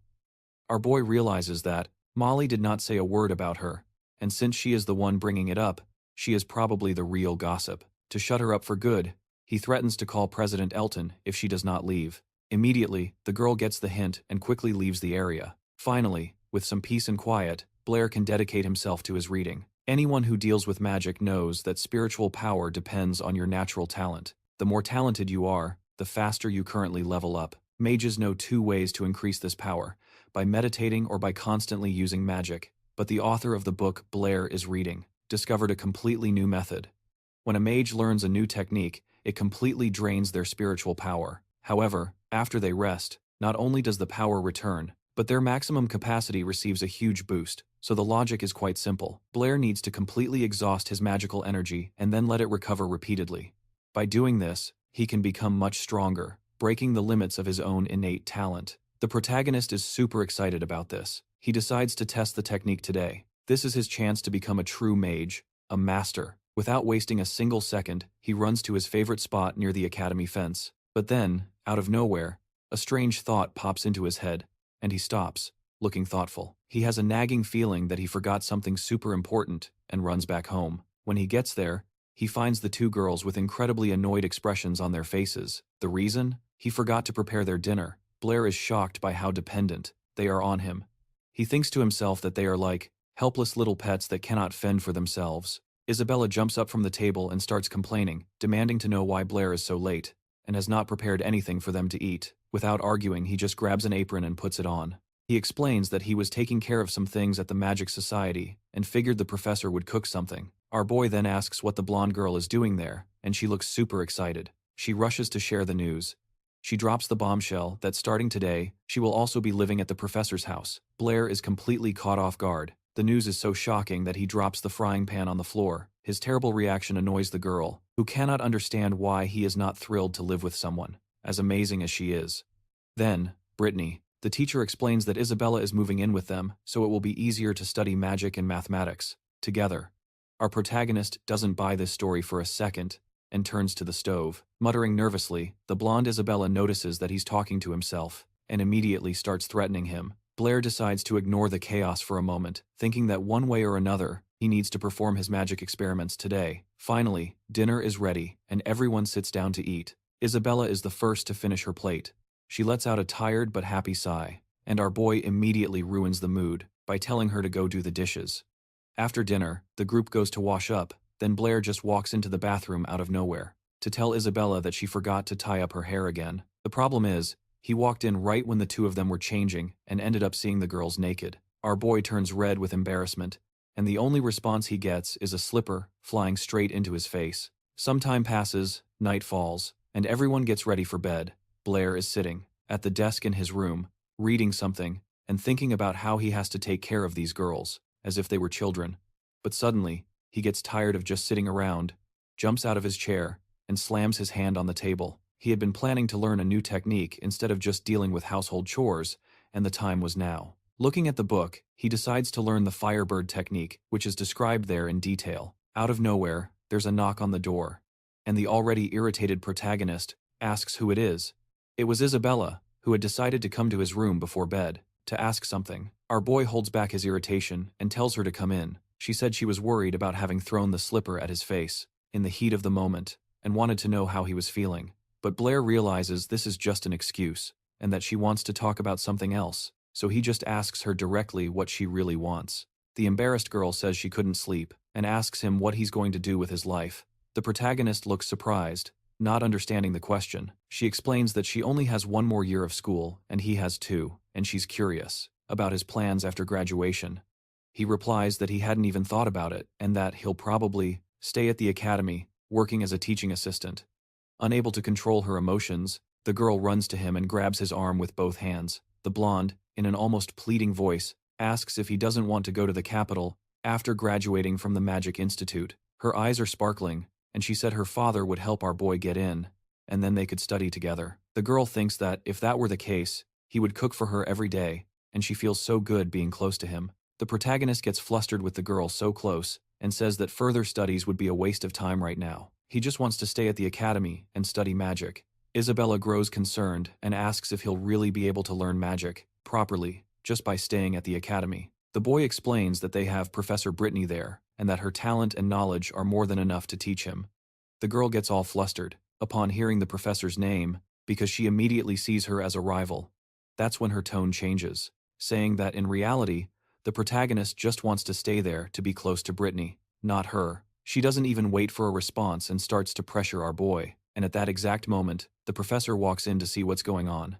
Britney, enters the room and asks why they aren't in bed yet. Suddenly, it's as if her eyes widen and she sees the girl on our boy sitting there, in that very strange position. The night passed, and morning arrived. Britney prepared breakfast for everyone, and they all sat down to eat in peace. Our boy thinks about the previous night when he tried to exhaust his powers by learning a new magic. In the morning, he felt that his power had grown, which means the method really works. Suddenly, his thoughts are interrupted by the teacher. She starts to say that it's too early for them to be doing that thing she saw in the boys' room. But our protagonist hurries to explain himself, saying that they were just discussing plans for after graduation and that she got it all wrong. Britney didn't argue and apologized for the mistake. But right then, Isabella slams her cup hard on the table. Isabella gets super annoyed with all this talk, and everyone can see that she is scowling, changing the subject. She angrily says that she has a class and needs to go. The teacher, not wanting to make things worse, just nods in agreement. Then, as Isabella gets up from the table, she walks past our boy and purposely elbows him in the face. Britney is completely confused and asks if Blair fought with her yesterday, but he said no. After that, the teacher changes the subject and asks if he has any free time that morning. She asks him to take an article about the devil's number to the society. Blair agrees, and on the way, he thinks about what a math genius Britney is. He only gave her a little help, and she had already done all the research on her own. Finally, they arrive at a dilapidated brick building, and he begins to wonder if this is even the right place, since it looks completely abandoned. Inside, things are no better. The place is a total mess, with people everywhere and piles of paper scattered across the floor. A man with a mustache at the counter tells him that, if he has brought a manuscript, should leave it on the shelf, and if he is there to receive a reward, he needs to speak with the manager. Blair said he is there to deliver a manuscript, and the man looking at him has a really strange reaction. The guy recognizes our boy and stands there hesitating for a moment, trying to remember Blair's name. He finally gets it and shouts his name for everyone to hear. Our protagonist is shocked to have become famous, and a nearby secretary says she heard about him at the seminar out of nowhere. A bunch of people start asking for autographs and bombarding him with questions, not expecting this reaction. Our boy tries to make a quick escape and says he only came to deliver a paper from his professor. As he is leaving, the secretary tells him he can come back to get his reward. At any time hearing the word reward, Blair instantly turns around all excited and asks what reward she is talking about. The man with the mustache even apologizes because he thought Blair was just there for the money. Trying to keep his cool, Blair asks again what reward they had for him. The man with the mustache is shocked that Blair has no idea. He explains that the Mathematics Society gives a cash reward to anyone who can solve math problems, super difficult ones, and the more complicated the problem, the more money the person receives. Our boy gets all excited at the idea of making some money, and says he wants to take a look at these problems. The guy invites him to follow him, showing him the mysteries that no one has ever solved. They approach a wall that looks like a notice board covered with papers, displaying various figures and equations like wanted posters. The guy said that these problems were already there even before he joined the society, and that he doesn't expect to live long enough to see anyone solve them. Blair decides to take this seriously, and asks the crowd to leave him alone so he can think of a solution. He then strikes a pose, leaning against the brick wall and pretending to gather mana around him. A guy from the society, all surprised, asks Andre's representative, what is going on with Blair?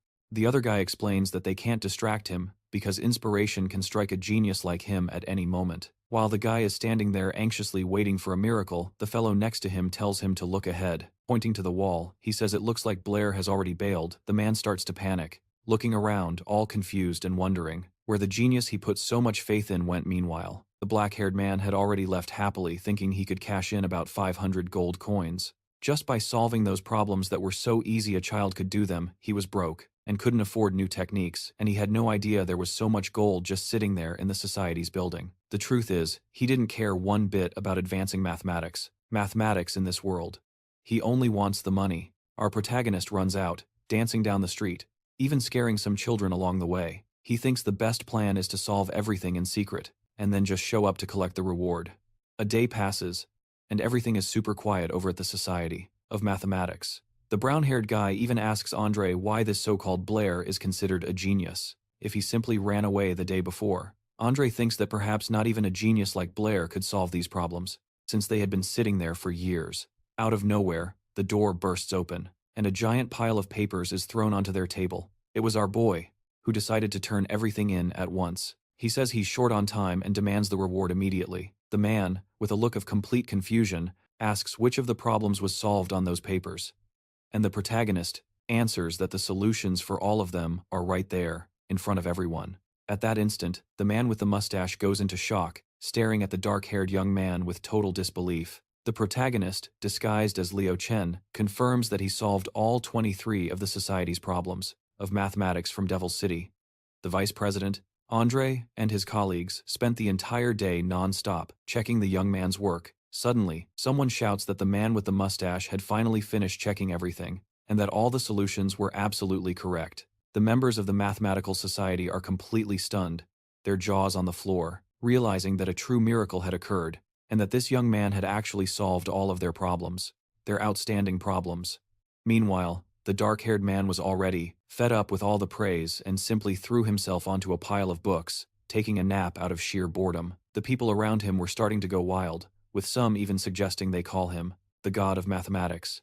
Finally, Andre approaches him, with tears in his eyes, and starts to wake up the sleeping Blair. He wakes up and asks if they've finished checking all his solutions. After they confirm, everyone around him bows as a sign of respect, and Andre asks for the young man's name. In response, he introduces himself as Liu Tian. They finally decide to pay the reward, but the young man politely refuses, a small portion of the money, just to show that their partnership was only just beginning. Blair, still in his disguise as Liu Tian, wastes no time and heads straight for the Mages Association to spend all his money. He throws the money down in front of Molly and says he wants to buy new spells. Far away from there, a knight gallops at full speed on his horse, riding through a fierce storm. He urges the animal onward, as if in a great hurry to get somewhere, afraid of not making it in time. But ahead, he can already see the palace of the Lord of Diablo City, majestically situated among several mountains. The knight finally reaches the gate, but the guards stop him. The messenger then announces that he has an urgent order from the capital and must deliver it personally to the city's leader. Arriving at the Lord's office, the knight hands the letter to a gray-haired gentleman. This man is Osmondton Clavius, the Lord of Diablo City. As he reads the letter, a confused expression appears on his face, and he asks if what is written in it is really true. The messenger confirms that a certain individual named Verde is already in Diablo City. The capital has confirmed the information, but no one knows his exact location. The Lord's wife overhears the name Verde, and says that he is a traitor and a high-level mage who disappeared 3 years ago. Clavius doesn't understand why this individual is back in the city, and says with concern that if he uses his powers, it will be the end for Diablo City. While all this is happening, our protagonist is sitting in a classroom, and, out of nowhere, he drops his pen on the floor. He dropped it out of sheer weakness, as he had used all his energy the previous day learning the new magic he bought. The 500 gold coins were not enough, and he is already thinking of a way to get more money. Toby, just to tease him, comments that Blair always seems tired since he moved in with Britney. Meanwhile, most of the girls in the class are gathered around one of them who has drawn a picture of the so-called god of mathematics. On the paper, you can see Blair disguised as Kalis, striking a rather manly and imposing pose. Annoyed by the scene, Toby calls the girls foolish and starts to grumble. Seeing this, the protagonist asks which god they are talking about.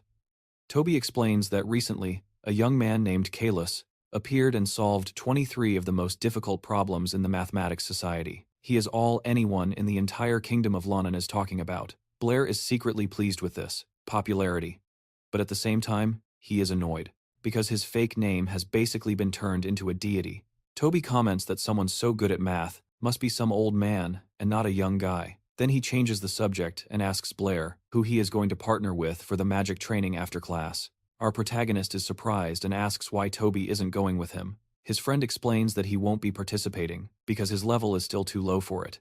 He also warns him that the second and third year students will be there too, and Blair has a rather strange reaction to this information. Finally, night falls, and it's time for the training to begin. The instructors, they explain that the objective is to develop the students' magical abilities by giving them a chance to put everything they've learned into practice.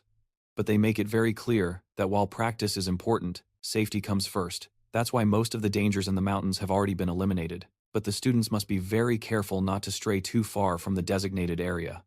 Now, they need to divide into teams of 3 or 4 people. The task is to spend one night in the mountains and return by noon the next day. As soon as the explanation ends, Isabella and Alice go straight to Blair. Isabella asks who he plans to team up with, so he won't have to choose between them and make things awkward. He suggests they all stick together. Alice laughs, finding it cute, and says he has a big heart for wanting to stay with all his friends. She likes the idea. Isabella, on the other hand, is quite irritated because she won't get to be alone with Blair. Seeing the expression on her face, the other girl asks if she's willing to join the team. Left with few options, the blonde girl eventually agrees. Our boy is relieved that the situation didn't escalate into a fight. Suddenly, the scene cuts to a distant place behind a mountain, where a gray-haired man appears. Looking at the horizon, he turns and informs a certain Mr. Burt that the sun has already set. Burt remains silent for a moment, thinking about what to say to his men, who are awaiting orders. Finally, he announces that they have reached their destination. Looking at the snow-covered mountain peaks, he says that the city of the devil will not see tomorrow's sunrise. Back in the mountains where the exam is taking place, night has fallen, and the sounds of nature have taken over everything. A small white rabbit relaxing in the grass suddenly senses someone approaching. Without wasting any time, it begins to gather fire magic in its mouth and launches a fireball at the intruders. But out of nowhere, right before hitting its target, the fireball simply dissolves into thin air. The one who stopped the magic was Isabella, who extinguished the attack with a simple gesture. The girl is thrilled to have successfully controlled the magic, released by a wild animal. Blair, who was nearby, begins to explain that if the rabbit had lost control of the fireball, it wouldn't have been able to move. Then, out of nowhere, our boy jumps as someone grabs his ear without any warning. It was Isabella. She decides to teach Blair a lesson, telling him that one should not grab rabbits by the ears. She takes his little pet and holds it against her own chest. Stroking it, someone then grabs Blair's ear again, but this time it is a much gentler pull, with no intention to hurt. This person was Alice. She approaches Blair all excited and asks if it hurts. Resuming the conversation, our boy decides to ask Alice if other animals can also use magic. She confirms that they can. Alice explains that over on the continent of divine grace, people and most animals possess magic. However, they usually only control a single element and can't do anything too complex. For example, the rabbits only control fire, and at best, they can conjure a few very weak water bubbles. She also mentions that no one knows the answer. To that question, Blair asked Professor Anthony elsewhere. A man stands in the middle of the forest near a large rock, just lost. In his thoughts, it turns out this man is Professor Anthony, and a shadowy figure is approaching him. He approaches the professor and asks why he isn't patrolling the mountains. Anthony replies that he's still thinking about the question. Blair asked the vice principal becomes curious and asks what the question was. He explains that our protagonist discovered that rabbits can spit fireballs from their mouths and wanted to know why humans couldn't do the same. Without using spells and gestures here, he pauses and also begins to reflect on it, becoming very worried and racking his brain. Now, the two of them are just standing in the middle of the forest, overthinking the whole situation. The gray-haired man snaps out of his thoughts and tells Anthony that he needs to go and protect the students. The professor, however, is still completely fixated on the riddle, pointing out that this didn't answer the question, but the vice principal gets annoyed and raises his voice, and simply orders Anthony to go protect the students once and for all. Meanwhile, Blair's group has decided to take a break and rest by the campfire. Isabella, holding her shirt in a rather suggestive way, says that our boy has already felt something before and asks who has more. Her or Alice. Blair just sits there, dying of embarrassment, and says it's very hard for him to say, but Alice suggests he touch hers again, just to be sure. Isabella raises her voice, declaring that her rabbit is bigger and demands that our boy admit it. She hands him the little creature she caught and asks him to touch it again, but the rabbit doesn't want to stay on her arm and starts struggling to escape. The girl can't hold onto the critter and just watches. Surprised as it runs into the forest, she saw that it ran towards a hollow log, and now only the critter's tail is sticking out. Getting closer to the hole, she realizes the animal has run deeper inside. As Isabella tries to peek into the darkness to see the little creature, Alice slowly approaches her. But suddenly a strange sound starts coming from the hole, and the ground begins to shake. Blair's entire group realizes this is bad, and that something terrible is about to happen. The ground beneath them cracks open, and the fissure begins to widen right under the girls. A sinkhole starts to form. Pulling them inside, they fall into a strange room, and a cloud of dust and dirt rains down on them. Then Isabella, like a zombie rising from the grave, reaches a hand out of the earth and starts to crawl out. She manages to free her upper body, and then her entire body. Soon after, she finds Alice and helps her up. Shaking off the dust, the two of them stand there, leaning on each other, trying to process what just happened. I mean, they just fell about 26 feet and came out unscathed, in one piece. Now, they're looking at the hole they came from.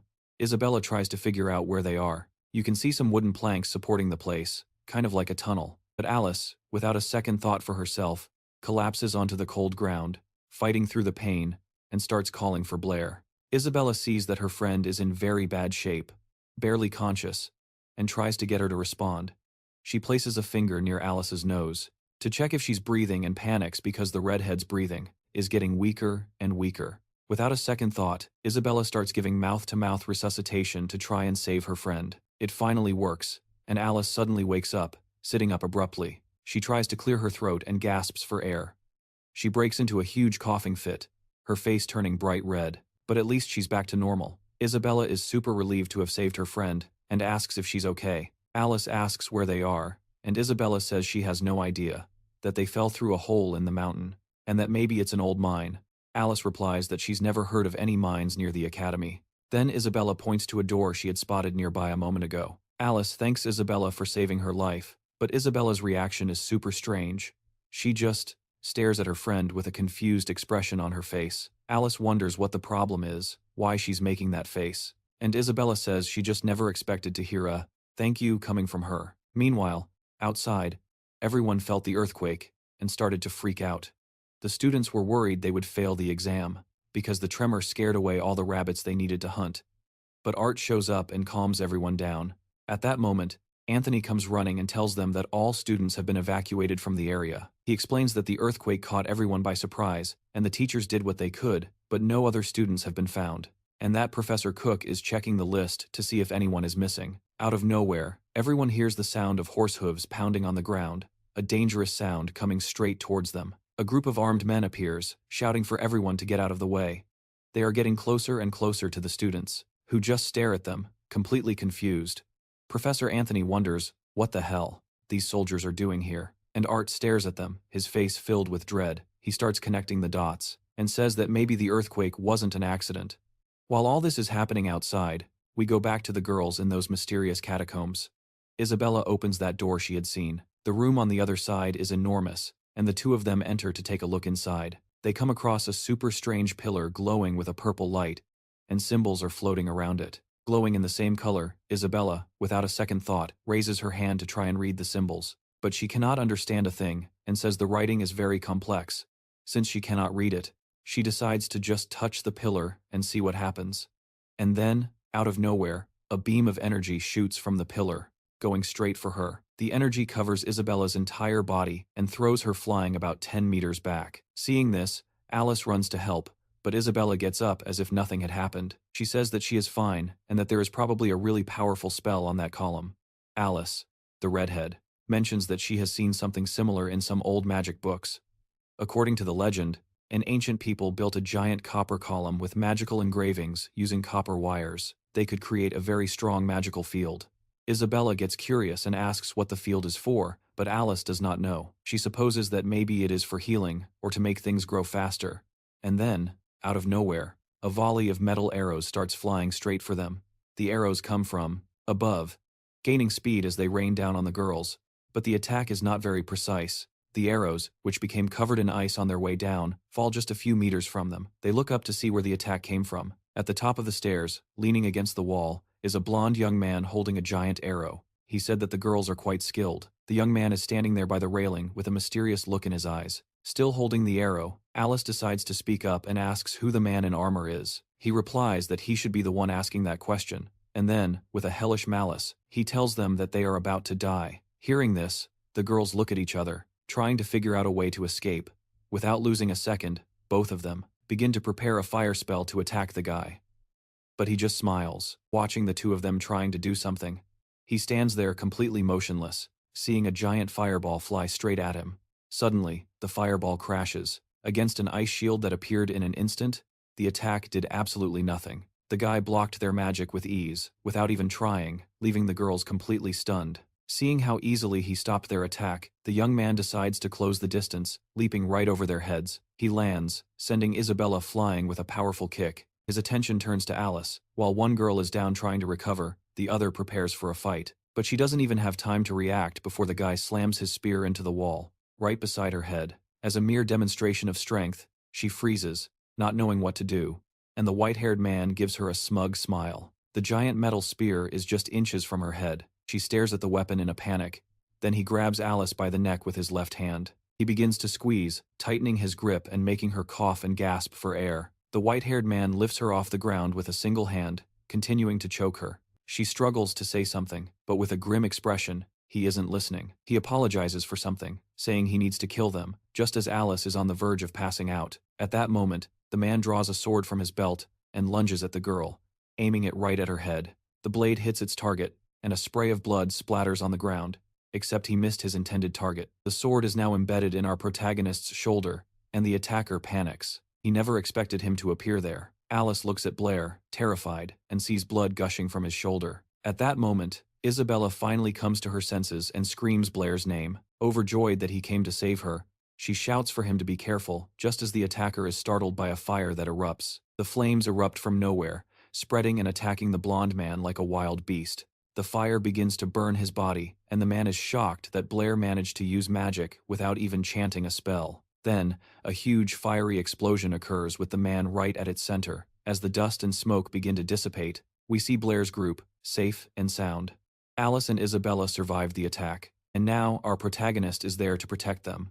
The blonde girl is incredibly worried about his bleeding shoulder, but Blair explains that he came through the same hole and followed the two of them, without taking his eyes off the enemy. He says they will deal with the wound later. By this point, the villain is already starting to recover from the explosion. We learn that he is one of Barbie's servants, and he's shocked that Blair can use magic even faster than his master. The white-haired man decides he needs to kill everyone there, since they saw what was in the basement. His long metal spear is covered in a thick layer of ice as he charges toward our guy, ready to attack with all his might, and seeing this, the girls scream for him to be careful. But Blair just stands there, waiting for his enemy to get closer, leaving the man completely perplexed by his reaction. His face becomes a mask of pure shock when he spots a giant mana orb floating right above his head. Taking a closer look, he realizes it's a water ball technique, and he is even more stunned, because Blair cast the spell without making a single movement. He also notices that the water ball itself has a really bizarre shape. The orb descends upon him, completely swallowing his body. Suddenly, blood starts to pour from him everywhere, and the blonde boy begins to cough uncontrollably, his eyes filling with rage, and the exposed parts of his body appearing, severely burned. The metal spear, now wet, slips from his blood-soaked hand.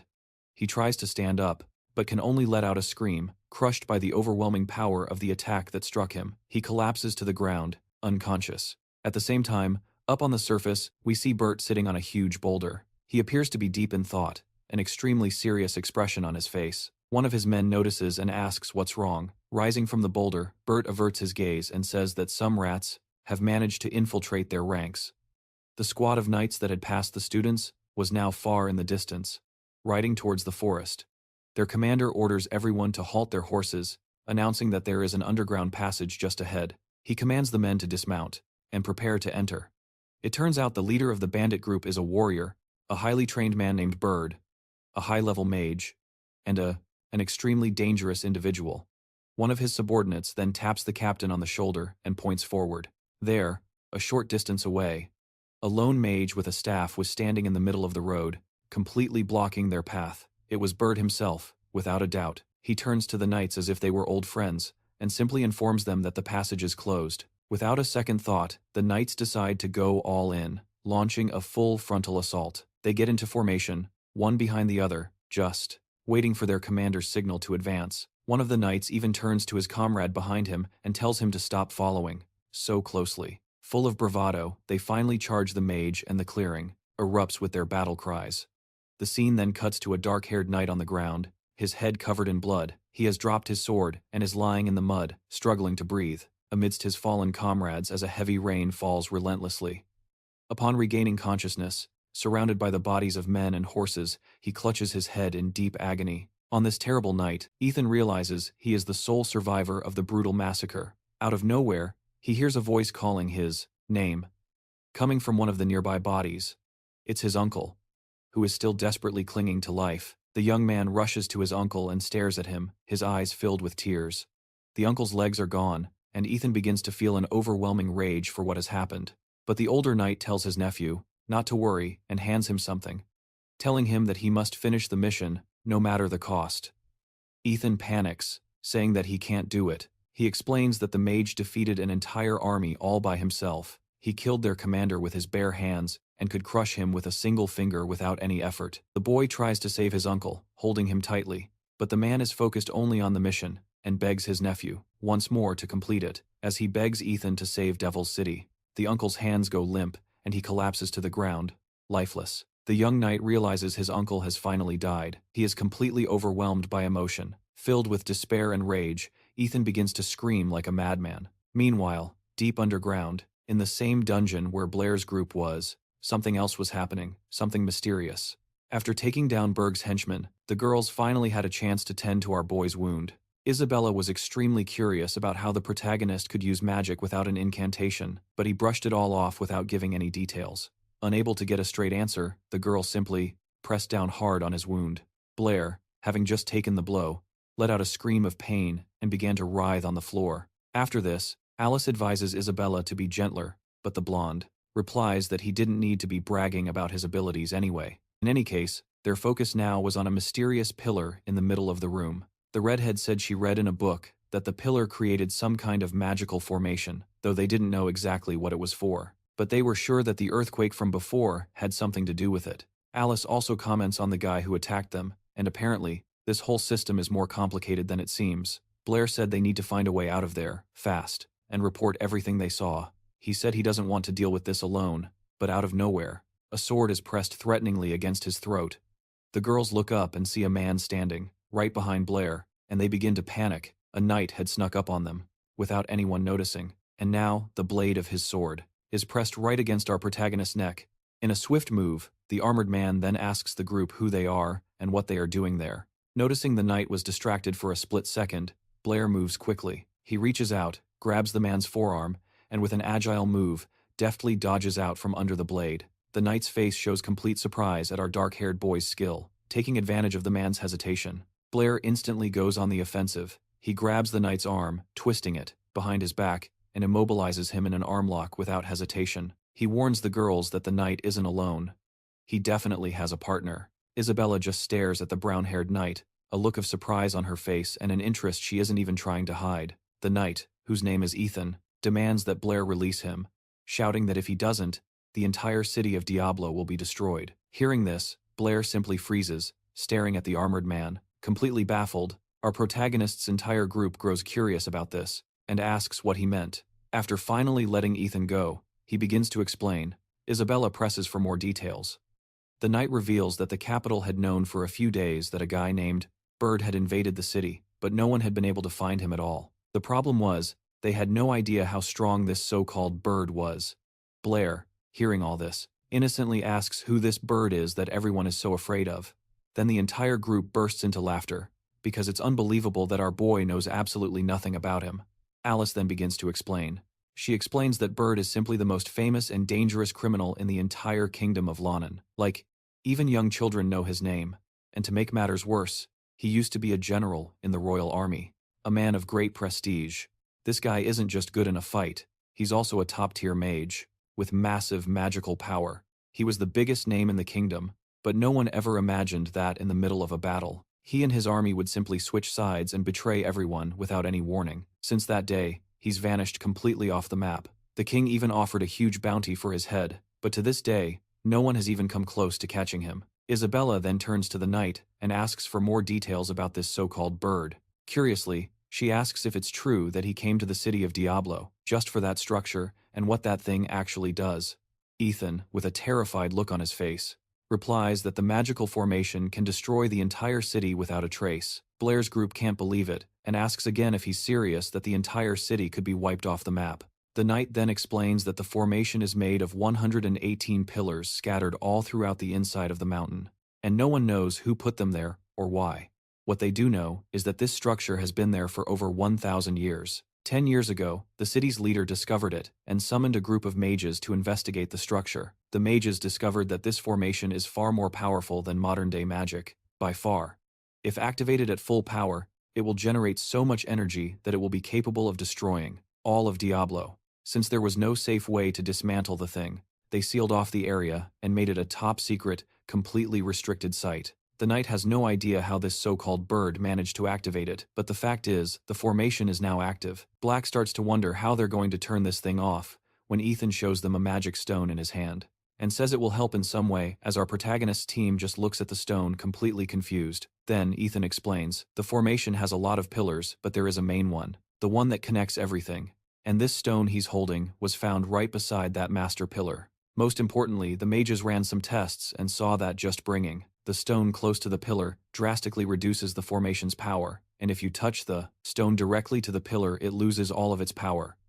Blair understands everything instantly. Without delay, their mission is to find that main pillar.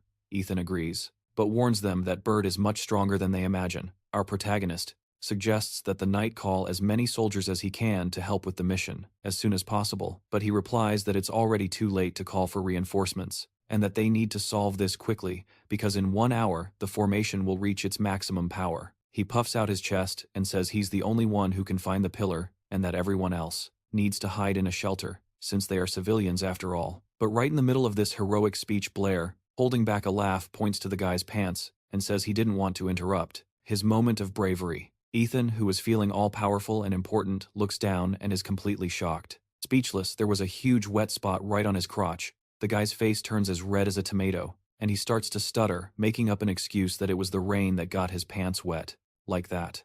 Suddenly, Isabella stands up from her chair with an annoyed look. As if she wants to say something important, she declares that her family, the Clauses, has protected Diablo City for generations, and that it's her duty to help, so she announces that she will go along to deactivate the system, without any hesitation. At that exact moment, Blair hears that the bounty on Bird's head is 100,000 gold coins, and his jaw drops at the amount of money. That's when it finally clicks for Ethan, and he realizes that the girl in front of them is Isabella, the mayor's daughter, an important figure. Hearing about the reward, our protagonist gets all excited, puts his hand on the knight's shoulder and declares that protecting Diablo is also his duty, as a good citizen. Seeing her friend's attitude, Alice also decides that she won't run away, and agrees to go with them to help. The knight gets quite emotional seeing their courage, realizing that they genuinely want to help the city. To completely ruin the mood, one of them suggests that the knight should probably to change his pants first. Ethan, of course, gets incredibly irritated by the taunt, losing all patience. Meanwhile, a group of mages is gathered around a mysterious magical barrier. They are using all kinds of spells to try and breach it, but nothing is working. The giant dome simply absorbs all of their attacks without a scratch. One of the mages turns to a guy named Elton and says that their magic is having no effect on the barrier. Another, named Andre, says they should just wait for the president to return, but the vice president spoils the mood for everyone, saying the president is heading to the capital and will not be back before tomorrow morning. Unfortunately, out of nowhere, the devil mayor appears before them and asks how things are going. Elton explains to him that even with all the mages gathered, they have not managed to even scratch the barrier. The group's leader explains that the vanguard has already managed to pass through the barrier and found a plaque with something written on it, a riddle. Now, all they can do is hope for the best. Meanwhile, walking through some underground tunnels with the team, Ethan suddenly blurts out that their mission is dangerous, far too risky. But suddenly, Blair turns around and slaps him on the back of the neck, without a second thought. The knight is not happy about being treated that way, and asks why he hit him, near the web. At that exact moment, he feels something move on his neck, and reaches up to grab it. He looks at his hand and sees a yellow spider with a white head, right there. The guy cannot even stand to look at the thing and just runs off screaming like a madman. In his panic, his foot hits one plate on the floor that sinks under his weight. In the last second, Blair manages to pull Ethan back by his clothes, saving his head from an arrow that zips by, missing by a hair's breadth. Realizing he was almost killed, the knight thanks our protagonist, our boy, then warns the group that the place is full of traps and asks if they are sure they want to continue. Ethan, however, is supremely confident, with an air of superiority. He says he knows a secret path from the core. According to him, there are several routes to the main pillar room, but they all pass through the main gate, where that guy, Bert, is definitely standing guard. He knows they do not stand a chance if they have to fight Bert head-on. Absolutely none. So he is going to lead the group through a shortcut that bypasses the main gate. The plan is to sneak into the room, place the piece on the pillar, and get out of there as fast as possible. Blair gets curious and asks how he knows about such a well-hidden secret passage. Ethan explains that he has a degree in history and can read ancient texts. One day, he found a map in the palace, and now he knows all the dungeon's passages. The dark-haired man asks why a historian ended up in the army. Such a different career. The knight explains that it's hard to find a job for a history graduate, and that his uncle who served in the Royal Army got him this position. And this is his very first mission. Blair thinks in frustration that even in this world, getting a job is a total headache, just like in the world he came from. No doubt. Finally, Ethan finds a different-looking section. On the hallway wall he presses a panel, and it sinks inward.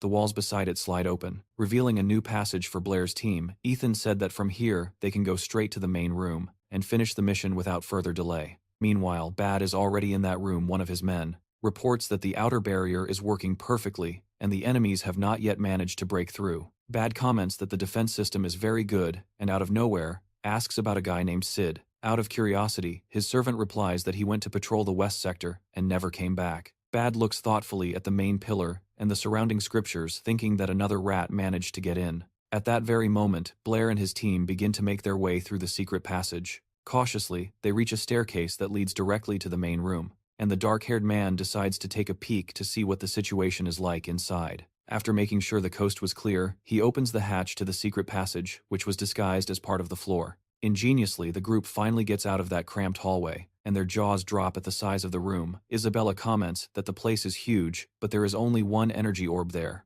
and not the pillar they were looking for, which is strange, apparently. The pillar transformed into this orb after being activated. Then Ethan finds a plaque on the floor with instructions on how to raise the pillar again. He starts to read what is written out loud, and something strange begins to happen unexpectedly. Out of nowhere, a small pillar appears, completely enveloped in a purple glow. Ethan explains that it will take a few minutes for it to rise completely, while Alice celebrates that they brought the knight along, which was a good idea. She is surprised that even though he is a coward, he is taking the task seriously, wanting to show off for the girl. Ethan immediately starts to brag, saying he is a soldier from the city of Yabo, and that the safety of the citizens always comes first. Above all, Larry slaps him on the head to make him stop pretending to be someone he's not. With a serious expression, the knight says he is doing this for his uncle. He explains that his father died when he was a child, and his uncle raised him, becoming a second father to him. But Bert killed his uncle and the rest of the soldiers. Now all he wants is revenge, no matter the cost. Well everyone, this is the end of the video. If you enjoyed it, comment for the next part, subscribe to the channel, and leave a like. Thank you for watching, and until next time.